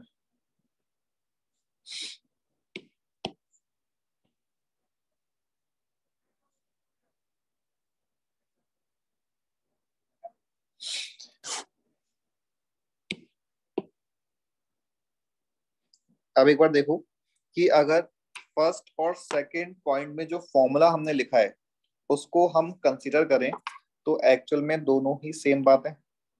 बिकॉज अगर line point A x1 y1 and B x2 y2 से pass कर रही है तो स्लोप ऑफ लाइन हमें ऑलरेडी पता है कि y2 minus y1 upon x2 minus x1 हो जाएगा। और हमने किया क्या है कि जो फर्स्ट में यहाँ पे m लिखा था जो लाइन ने गिवन था उसकी जगह अब उसका जो फॉर्मूला यूज करके जो वैल्यू आ रही है वो लिख दी बस। तो y minus y1 is equal to m times x minus x1 where m is equal to y2 minus y1 upon x2 minus x1। अब ये बोला गया कि x और y क्या रिप्रेजेंट कर रहे हैं। जैसे ये बोला जाए अब हमें थोड़ा सा इस पे बेस कुछ एग्जांपल्स कर लेते हैं। अभी हम और फॉर्म्स इसके बाद में लिखेंगे बट एग्जांपल कि find equation of a line which passes through points 2, 1 and 1, 3। तुम लोग एक बार ट्राई करना, तुम्हें जो भी समझ आया है, मैंने ज्यादा कुछ एक्सप्लेन किया नहीं है, मैं भी करूंगा बट एक बार तुम लोग ट्राई करके लाइन की इक्वेशन का आंसर बताओ और answer in terms of x y आएगा। फिर मैं बताऊंगा कि वो एक्स वाई का मीनिंग क्या है, क्या मतलब है लाइन की इक्वेशन का।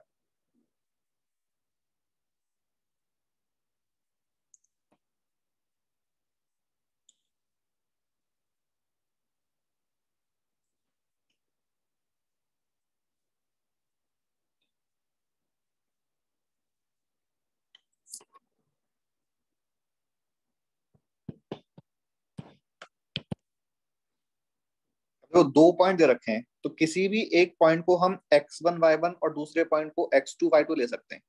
अगर हमने मान लिया कि ये वाला पॉइंट x1 y1 है तो y minus y1 is equal to y2 minus y1 upon x2 minus x1 x minus x1। तो ये जो फॉर्मूला लिखा है इस फॉर्मूले को जो अप्लाई किया है वो देखो समझ आएगा। दिशा ने बोला y equal to minus 2x plus 4। Okay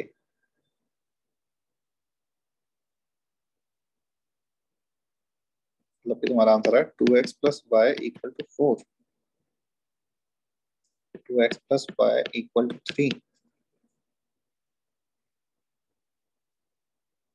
अरे क्या हो रहा है?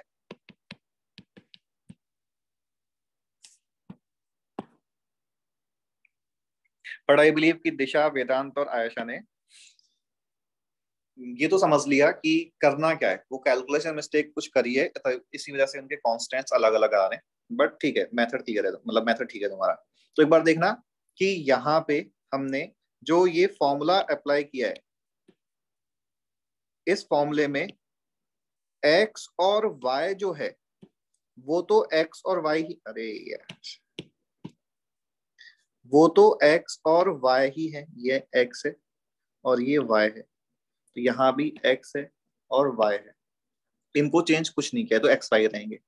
x1 y1 के प्लेस पे हमने 2,1 रिप्लेस कर दिया और x2 y2 के प्लेस पे हमने 1,3 रिप्लेस कर दिया।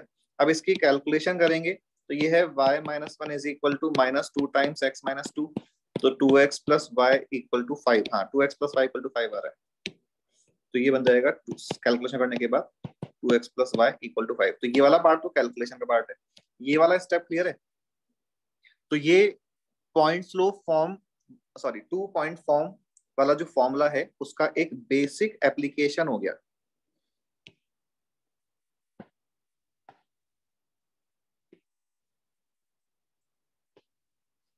अब इसमें एक्स वाई रिप्रेजेंट क्या कर रहे हैं, देखो स्टैंडर्ड नोटेशन में हमने वेरिएबल्स को एक्स और वाई लिया है बिकॉज हमने प्लेन का जो नाम है वो एक्स वाई प्लेन रखा हुआ है। हम कोऑर्डिनेट एक्सिस को भी एक्स और वाई से ही डिनोट करते हैं। तो ये 2x plus y equal to 5 है। अब इसका मीनिंग क्या कि एक्स और वाई कोऑर्डिनेट में अब ये रिलेशन है, इस रिलेशन को सेटिस्फाई करने वाला कोई सा भी जो पॉइंट होगा वो इस लाइन पे ही लाई करेगा। फॉर एग्जाम्पल अगर हमने x को 0 पुट किया तो y की वैल्यू 5 आ रही है, x को 0 पुट किया तो y की वैल्यू 5, यानी कि पॉइंट यहाँ पे कहीं आ जाएगा। अगर हमने x को 1 पुट किया तो y की वैल्यू 3 आ रही है, तो 1,3 यहाँ पे कहीं आ जाएगा। x को 2 पुट किया तो y की वैल्यू 1 आ रही है, तो 2,1 यहाँ पे आ जाएगा। x को 1 2 3 4 पुट किया तो y की वैल्यू -3 आ रही है, तो 4, -3 यहाँ पे कहीं आ जाएगा। अगर हम इन सारे पॉइंट्स को ज्वाइन करेंगे तो ये वाली लाइन बन जाएगी और इस लाइन की equation 2x plus y equal to 5 है। तो लाइन की इक्वेशन में जो x और y आ रहे हैं उनका मीनिंग क्या है कि जो कोई भी पॉइंट के कोऑर्डिनेट्स जो होते हैं वो हम x, y लेके चलते हैं और x, y इस रिलेशन के अकॉर्डिंग जो भी मिलेगा, जैसे हमने कहा कि x को हमने फॉर एग्जांपल -3 ले लिया होता, तो फिर कैलकुलेशन करने के बाद देखो y की वैल्यू 11 आ रही है, तो -3, 11 एक पॉइंट मिल गया, वो पॉइंट डेफिनेटली इस लाइन पे ही लाई करेगा। तो लाइन की इक्वेशन का मतलब x और y में एक रिलेशन जो जिससे जो पॉइंट मिलेगा वो उस लाइन पे लाई कर रहा है। इसके बाद अपने पास है पॉइंट स्लोप, नहीं स्लोप इंटरसेप्ट फॉर्म। तो पहले हम एक बार इंटरसेप्ट वर्ड को समझ लेते हैं कि जैसे ये कोऑर्डिनेट एक्सिस है, ठीक है। अगर कोई लाइन इस तरह से है, ये लाइन पॉजिटिव वाई एक्सिस को पॉइंट 0,3 पे कट कर रही है, नेगेटिव एक्स एक्सिस को पॉइंट -5,0 पे कट कर रही है, और उससे पहले करेक्ट, उससे पहले एक और चीज कि ये सभी को क्लियर है कि if any point is lying on x axis then its y coordinate is definitely 0, and if any point is lying on y axis then its x coordinate is equal to 0। ये वाली बात तो clear है। तो इन this case point जो line है वो x axis पे मान लो पॉइंट P और y एक्सिस पे मान लो पॉइंट Q पे कट कर रही है। तो इस डायग्राम के अकॉर्डिंग इस लाइन का x intercept is equal to -5 and y intercept is equal to +3। Intercept जो है वो विद साइन होते हैं। तो इन दिस केस ओके मैं करता हूं। हमने बोला कि कोई भी एक लाइन है जो पूरे कोऑर्डिनेट सिस्टम में जो ये एक्स वाई प्लेन है ना, एक्स वाई एक्सिस है ना, इनको -5,0 और 0,3 पे कट कर रही है, और हमने बोला कि since P point x axis पे लाई कर रहा है तो इसका y कोऑर्डिनेट 0 होगा। Similarly, point Q, which is lying on y-axis, तो x coordinate of this point will be equal to 0। तो y-axis पे लाई करने वाले हर एक पॉइंट का x coordinate 0, x-axis पे लाई करने वाले हर एक पॉइंट का y coordinate equal to 0। Second हमने बोला कि in this situation x intercept of this line is -5 and y intercept of this line is +3। तो intercepts are taken with sign, ठीक है। तो अगर हमसे क्वेश्चन, अब इसका रिवर्स अभी तो हमने क्या कि डायग्राम बनाया, पॉइंट्स मार्क किए और पॉइंट्स को देख के एक्स एंड वाई इंटरसेप्ट की बात की। इसका रिवर्स क्या कि अगर मान लो कभी क्वेश्चन ये बोले कि एक लाइन गिवन है और उस लाइन का वाई इंटरसेप्ट -7 है, तो ये लाइन कौन से पॉइंट से पास कर रही है? If y intercept of a given line is -7, then line is passing through which particular point?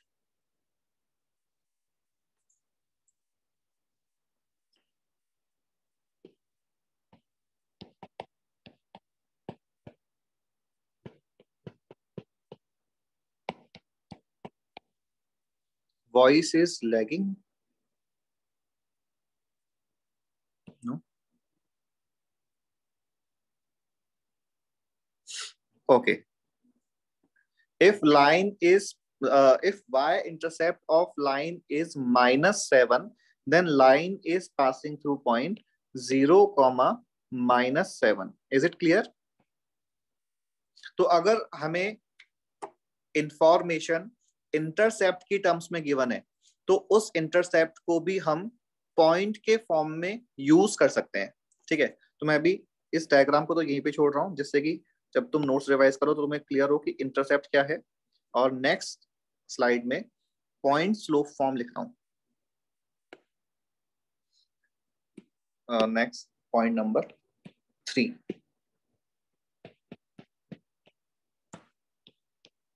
Point slope form ने क्या, slope intercept form. Slope intercept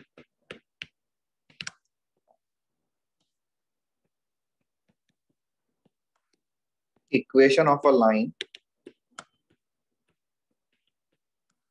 which has slope equal to m and y-intercept equal to c can be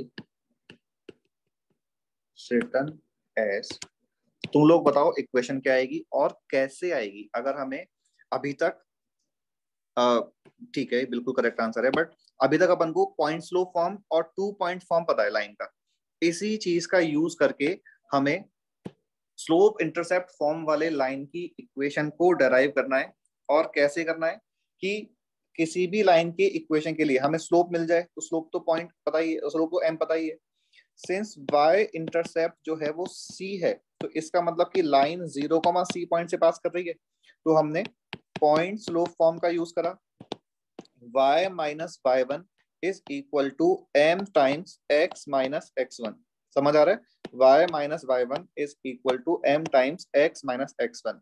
तो ये right side में तो only mx ही लिखा हुआ है, तो ये बन जाएगा y is equal to mx plus c। तो equation of line is y is equal to mx plus c. So if any line is given in this form, then this is slope intercept form कि y एक side है, इसका coefficient 1 है और सारा कुछ right side में है। तो राइट साइड में फिर जो कांस्टेंट आएगा c, that is equal to slope in that is equal to y intercept of that line. Point number 4 is double intercept form.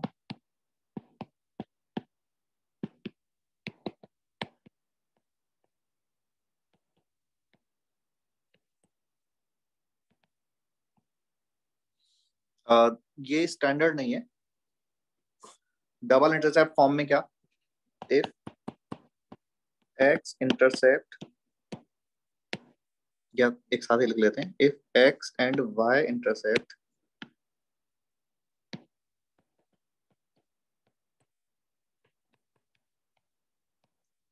of a line are a and b respectively, then equation of that line is, तुम्हें बतानी है equation क्या होगी और उसका derivation तुम्हें करना है। जैसे अपन ने ये लास्ट वाले क्वेश्चन में डेरिवेशन किया था, तो हमने क्या किया था कि स्लोप और y इंटरसेप्ट का इन्फॉर्मेशन इस पॉइंट से लिया था और पॉइंट स्लोप फॉर्म यूज कर लिया था। तो वैसे ही तुम्हें इस सिचुएशन में डेरिवेशन करना है कि अगर हमें x इंटरसेप्ट a गिवन है and y intercept b given है, तो लाइन की इक्वेशन क्या आएगी in terms of xy and ab।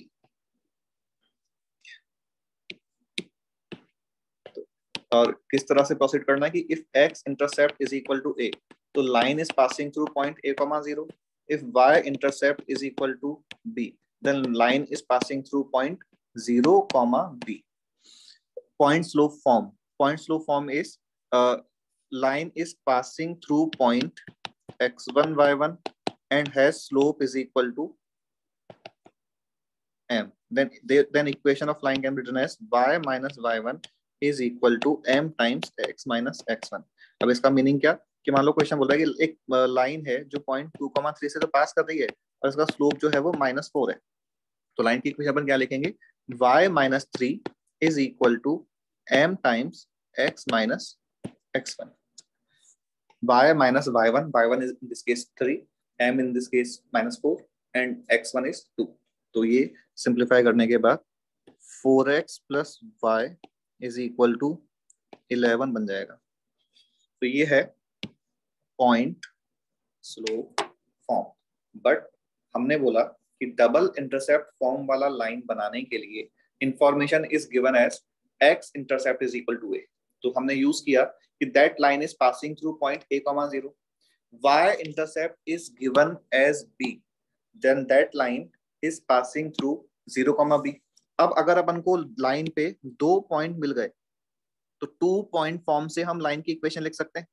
और 2 पॉइंट फॉर्म क्या होता है, y minus y1 is equal to y2 minus y1 upon x2 minus x1 times x minus x1। तो यहाँ पे मैं लिख रहा हूँ y, अब इसको अगर अपन ने x1 y1 बोला तो y minus y1 is equal to y2 minus y1 upon x2 minus x1 into x minus x1। देखना a b 0 कौन सा नंबर कहां से लिया ये क्लियर होना चाहिए। y minus y1 is equal to x2 minus x1, sorry, y2 minus y1 x2 minus x1 x minus x1। Although exam में इन इक्वेशंस का डेरिवेशन इतना इंपॉर्टेंट नहीं है, बट अपन को पता होना चाहिए कि एग्जैक्टली कोई भी इक्वेशन बनी कैसे।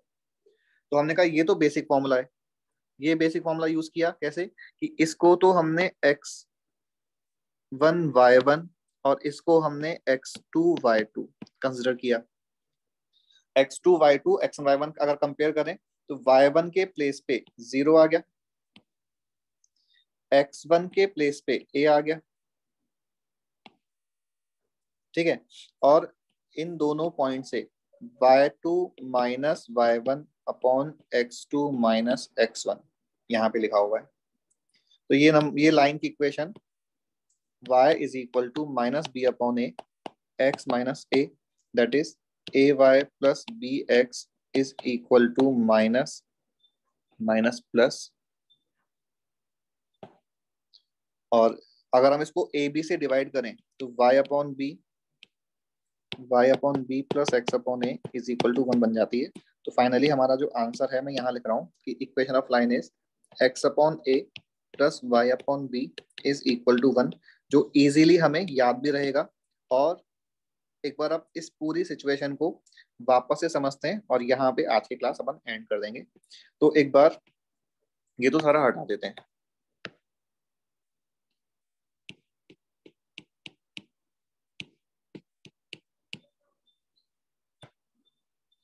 अगर क्वेश्चन ने अपन से बोला कि कोई लाइन है जिसका x इंटरसेप्ट a है और y इंटरसेप्ट b है, तो हम डायरेक्टली उस लाइन की इक्वेशन को डबल इंटरसेप्ट फॉर्म में x upon a plus y upon b equals to 1 लिखेंगे। तो इसका मीनिंग कि x के डिनोमिनेटर में x वाला इंटरसेप्ट है, y के डिनोमिनेटर में y वाला इंटरसेप्ट है। अपन को बस ये याद रखना है, ठीक है। तो if for example let's say x intercept is -5 and y intercept is 3, equation of line is, हमारा आंसर हो जाएगा x upon -5 plus y upon 3 equals to 1, as simple as that. ठीक है, यहाँ पे वो जो मैंने किया था वो इसका डेरिवेशन था। डेरिवेशन कैसे किया था कि अगर x इंटरसेप्ट a है तो line is passing through a, 0, y intercept b है तो line is passing through 0, b, and इस इंफॉर्मेशन से हमें लाइन पे 2 पॉइंट के कोऑर्डिनेट्स मिल गए, और अगर हमें लाइन पे 2 पॉइंट पता है तो हम 2 पॉइंट फॉर्म से उसकी इक्वेशन डेराइव कर सकते हैं। वो डेरिवेशन था। बट अभी अपन को एग्जाम में क्या करना है कि if x intercept is given as a and y intercept is given as b, then we'll write equation directly as x upon a plus y upon b is equal to 1। ठीक है, तो ये अभी अपन यहां तक ही रखते हैं। नेक्स्ट क्लास में इसके आगे कंटिन्यू करेंगे, मतलब अभी तक जो अपन ने 4 पॉइंट्स पढ़े हैं इन पे बेस्ड क्वेश्चंस करेंगे, और फिर जो नेक्स्ट फॉर्म्स हैं वो डिस्कस करेंगे। ठीक है, तो बोलो कोई डाउट किसी को अभी पूछना है?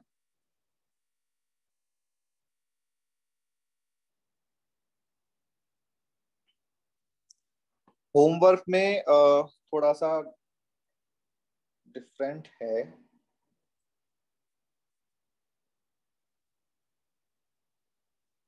देखो, होमवर्क में इन चैप्टर एक्सरसाइज 1 में तुम लोग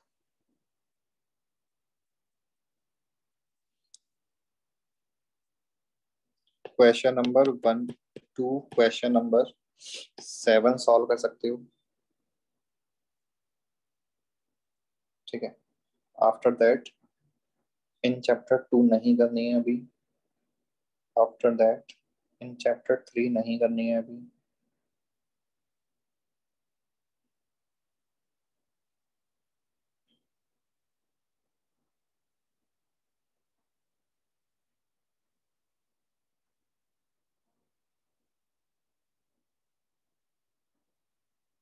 अभी तो ओनली इतना ही करो, बिकॉज अब आगे जो है अभी देखो, अभी अपन ने जस्ट चैप्टर शुरू किया। ये चैप्टर मैंने कहा लेंथी बहुत है, तो अभी ये इसका कुछ बहुत ज्यादा पोर्शन कवर हुआ नहीं है, तो अभी इतना ही करो।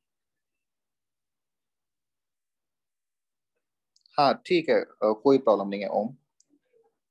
ठीक है, तो अभी इन चैप्टर एक्सरसाइज का 1 का only question number 1 to question number 7। ठीक है, चलो ओके बाय।